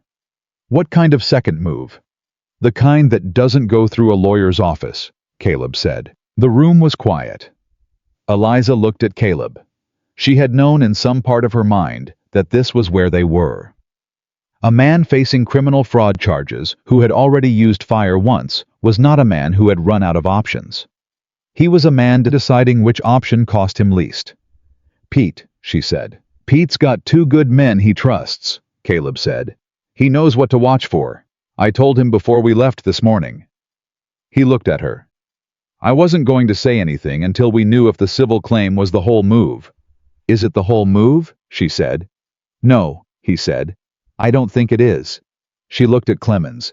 How fast can you get the intimidation filing to the prosecutor? Today, he said, before 5 o'clock, and the prosecutor can he issue any protection order? Something that puts Crow on notice that any further action against witnesses. I'll ask, Clemens said. He was already reaching for his pen. Give me an hour. The second move came Sunday night.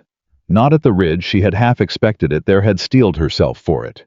It came in red pine, and it came in a form that was so small and so mean that it was almost worse than something large and obvious. The window of Dalton's Creek Goods was broken. Just the window, a rock through the glass at midnight when the store was empty. But pinned to the rock with a length of wire was a note, and the note had her name on it. It said, "Women who don't know their place lose what they think they've built." The young man from behind the counter. His name was Samuel. She had learned 22 had been running his father's store for a year since his father's health had failed, brought the note to the Ridge himself, arriving just after breakfast with the rock still in his hand and a look on his face that was frightened and furious in equal measure. "I'm not going to pretend this didn't happen," Samuel said. He was talking to both of them, but looking at Eliza. "My father ran this store honest for 30 years. Crow never touched him because my father bought outright and never ran credit. But Crow knows I helped you. He knows I said my father had receipts." He set the rock on the table. "I want to know what to do." She looked at the note. She looked at Samuel. She thought about a boy of 22 whose father was sick, and who had stood up in a store and said the true thing when saying it cost him something. "You keep the note," she said. "You write down the time you found it and who was present when you found it. You bring that written account to Clemens's office in Helena before Wednesday." She looked at him steadily. "This is exactly the kind of thing that makes a criminal case stronger, not weaker. Crow just handed us evidence of ongoing intimidation while a territorial investigation is active." Samuel looked at the rock. He looked at her. "He's trying to scare people back into silence," he said. "Yes," she said. "That means he's scared himself." She looked at him. "Are you scared?" He thought about it with the honesty of the young man who respected the question. "Yes," he said. "But I'm not going to pretend the window didn't break." She put her hand out. He looked at it. He shook it. "Good man," she said. Caleb had been standing at the door this whole time. When Samuel left, he came and picked up the note and read it and set it back down. His face was doing the thing it did when he was past calm into something quieter and more absolute. "It ends now," he said. "It's already ending," she said. "He's throwing rocks through windows because the legal ground has been cut out from under him. Men throw rocks when they've lost the fight." She looked at the note. "This goes to Clemens with Samuel's account. And then we wait." "You're not afraid," he said. Not a question, almost an accusation except without the anger. "I told you," she said. "I'm afraid of plenty. I'm afraid of this. I'm also going to do what needs doing regardless." She looked at him. "That's not bravery. That's just the decision I made." He looked at her for a long moment. "When did you make it?" She thought back. She thought about a Tuesday morning in a dusty store and 9 people looking at their shoes. "A long time ago," she said. "Before I got here." Crow's lawyer withdrew the civil claim on Tuesday morning. Clemens sent word by the afternoon post, a single line, "Claim withdrawn. Prosecutor has issued witness protection notice. Crow's lawyer has advised cooperation. Criminal arraignment scheduled for August 14th. She read the line 4 times. Then she folded the letter into the pocket of her apron next to Roy Hartwell's deed, and she went back to the beans she had been planting, and she worked until the light was gone. That evening after supper, after Pete and Denny had returned to the bunkhouse, and the kitchen was clean, and the lamp was low, Caleb brought 2 cups of coffee to the table and sat down across from her without preamble. She looked at the coffee. She looked at him. "What is it?" He wrapped his hands around his cup. He was quiet for a moment, the particular quiet of a man who has thought about what he's going to say for a long time, and is still finding the start of it. "I want to offer you the ranch manager position," he said. "Formal, contracted, a wage, a title on the work, and a proper accounting of what you're owed going back to the first week." He looked at her. "Pete's been saying for years this place needs a real manager, not a cook, not a housekeeper, someone who runs the books, oversees the operation, handles the supply accounts." He paused. "You've been doing that job since the first morning. I should have made it official weeks ago." She looked at him. "That's not all you want to say." He was quiet. "No," he said. "It isn't." She waited. He looked at his coffee cup. He looked at his hands. He looked at her with the directness that cost him something that she had learned he only used when something really mattered. "I've been alone on this ridge for 3 years," he said. "Not because I couldn't find help.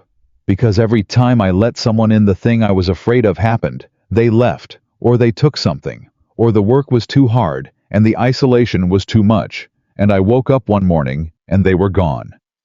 His voice was even. He was not asking for sympathy. He was stating the record. "I stopped expecting anything different. I thought that was practical. I thought I was being realistic." He stopped. "I was wrong. I was just afraid, and I called it something else." She did not say anything. She let him finish. "You didn't leave," he said. "When Crow came after us. When the fire came. When the civil claim landed on this table with your name on it and $8,000 attached." He looked at her. "You didn't leave." "No," she said. "And you're not going to," he said.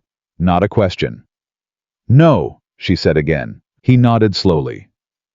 "I'm not good at saying things like this," he said. "I want you to know I know that. I'm telling you anyway, because the widow Pace told me—" He stopped. He almost smiled. "She told me men like me don't ask twice. She told me I should ask the once properly, and not dress it up in things that don't say it." "She's right," Eliza said. Her voice was steady. Her heart was not. "I know she is." He set down his coffee cup. He looked at her across the table, across 6 weeks of shared work and shared risk, and the kind of knowing that doesn't come from anything except standing beside someone when the fire comes. "I want you to stay," he said. "Not because I need a ranch manager. Not because the kitchen runs better and the books are straight and Pete thinks you hung the moon." He paused. "Because I want you here. Because this ridge is different with you on it, and I don't want to go back to what it was before." She looked at him. She thought about a woman who had arrived with a carpet bag and $11 and a debt that wasn't hers, and had stood straight in a store in front of 9 people who looked away, and had come up a mountain with a stranger, because staying in town was worse, and had worked and fought and built and refused, and had found somewhere in all of that something she had stopped believing existed. A place where her work was valued. A place where her courage was allowed to grow. A place where the person beside her did not ask her to be smaller or quieter or less. "You said you didn't know what to do with someone who stays," she said. "I know what I want to do," he said. "I'm asking if you want the same thing." She looked at the table between them. The receipts were gone, filed with Clemens, filed with the prosecutor, doing their proper work in the proper hands. The kitchen was clean and organized, and hers in every practical sense. Roy's deed was in her pocket. The beans were in the ground. She had built this. She had built it here with her hands and her mind and her refusal to accept what afraid people said about her. And it was real, and it was hers, and she was not going anywhere. "Yes," she said. "I want the same thing." He reached across the table. He put his hand over hers the way he had at the fence line in the smoke, and the dark, not taking, not asking, just choosing.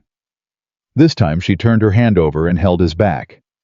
They sat like that for a while in the quiet kitchen, in the low lamplight, in the particular peace of 2 people who have been through something hard together and have come out on the other side, still standing. Silas Crow was arraigned on August 14th. The courtroom in Helena was full. Not because it was a spectacle, though it was that too, but because 31 ranchers from the valley had made the 2-day ride to be present, and they filled the gallery with the quiet, certain presence of people who had decided to stop looking away. The widow Pace sat in the front row in her Sunday dress. Harlan Cross sat beside her. Samuel from Dalton's Creek sat beside Cross. Tom Birch and his wife. The rancher named Garrett with his tin box of receipts. Families Eliza had met, and families she hadn't, all of them present for the same reason. Caleb sat beside her. He did not hold her hand in the courtroom, because that was not the kind of man he was in public. But he sat close enough that their shoulders touched, and he did not move away, and she understood that this was his version of the same thing. The charges were read. Fraud. Falsification of business records. Tampering with territorial survey markers.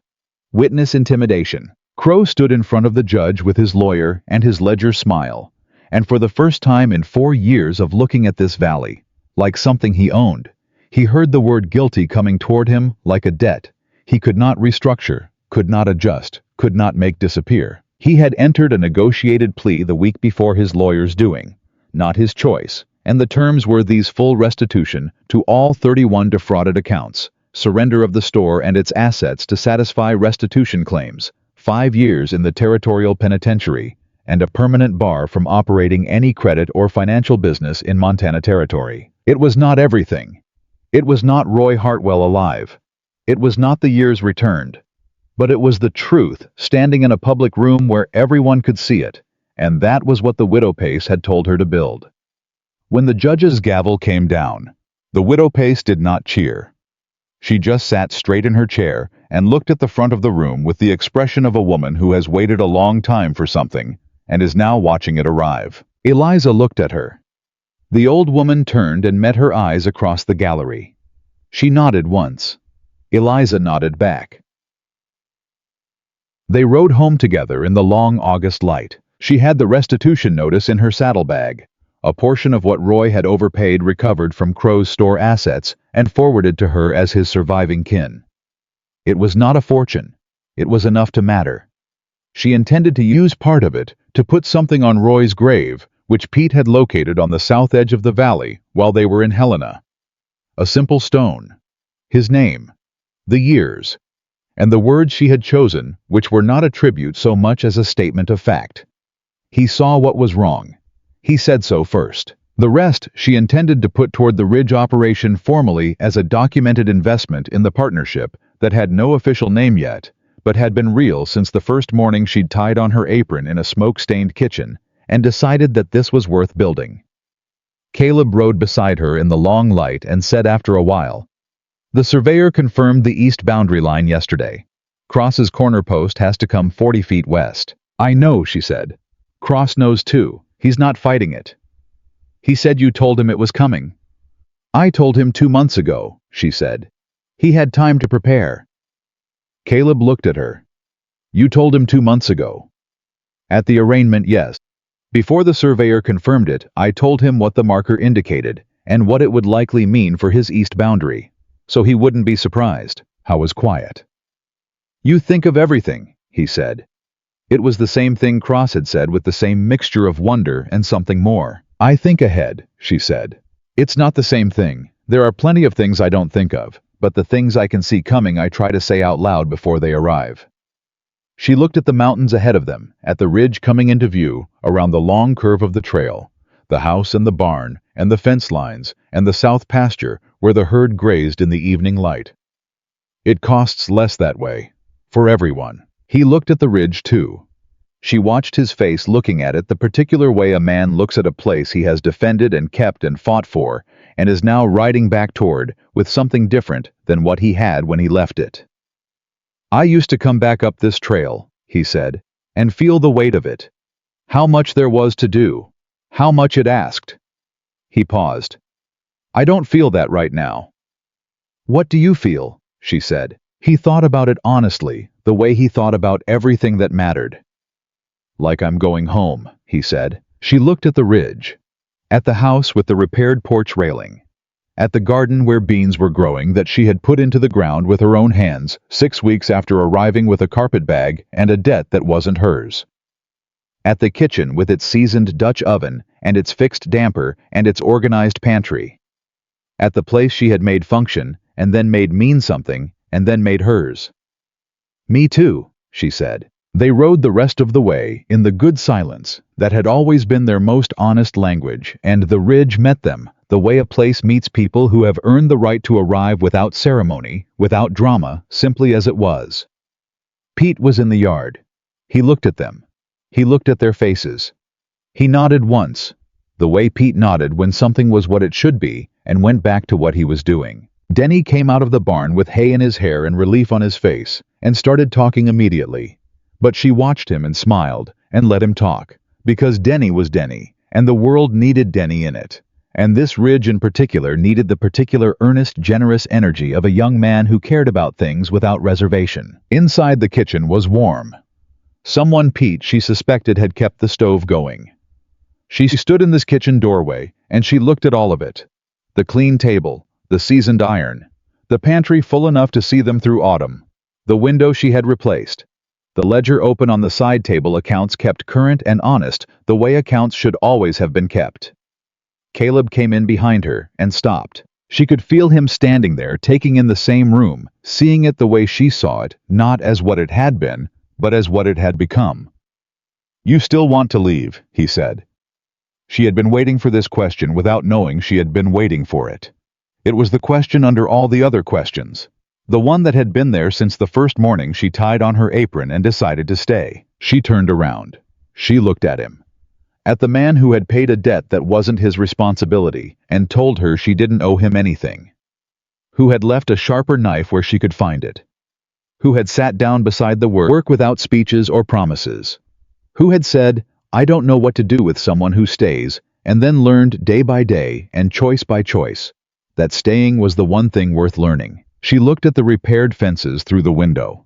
She felt Roy's deed in her pocket and the weight of the survey marker now properly filed with the territorial office, and the names of 31 families who would receive restitution because someone had finally compared notes. She thought about a girl on a cold October morning being told that afraid people never stand up when it matters, and about the woman that girl had become, who had learned that the opposite of afraid was not fearless, but simply deciding that the thing mattered more than the fear did. "No," she said. "I think I finally arrived." And that was the truth. Not the soft kind. Not the kind that needs explaining or qualifying or walking back at the edges. The hard, clean, certain kind. The kind that sits in the chest like iron and does not move. Eliza Hartwell, who had come to Red Pine, Montana, with a carpet bag and a debt that wasn't hers, and $11 and a mother's silver thimbles had arrived. Not at a place. At herself. At the life she had built with her own hands in the company of a man who had never once asked her to be less than exactly what she was. She had arrived and she was staying, and nothing on this earth was going to trade her away again.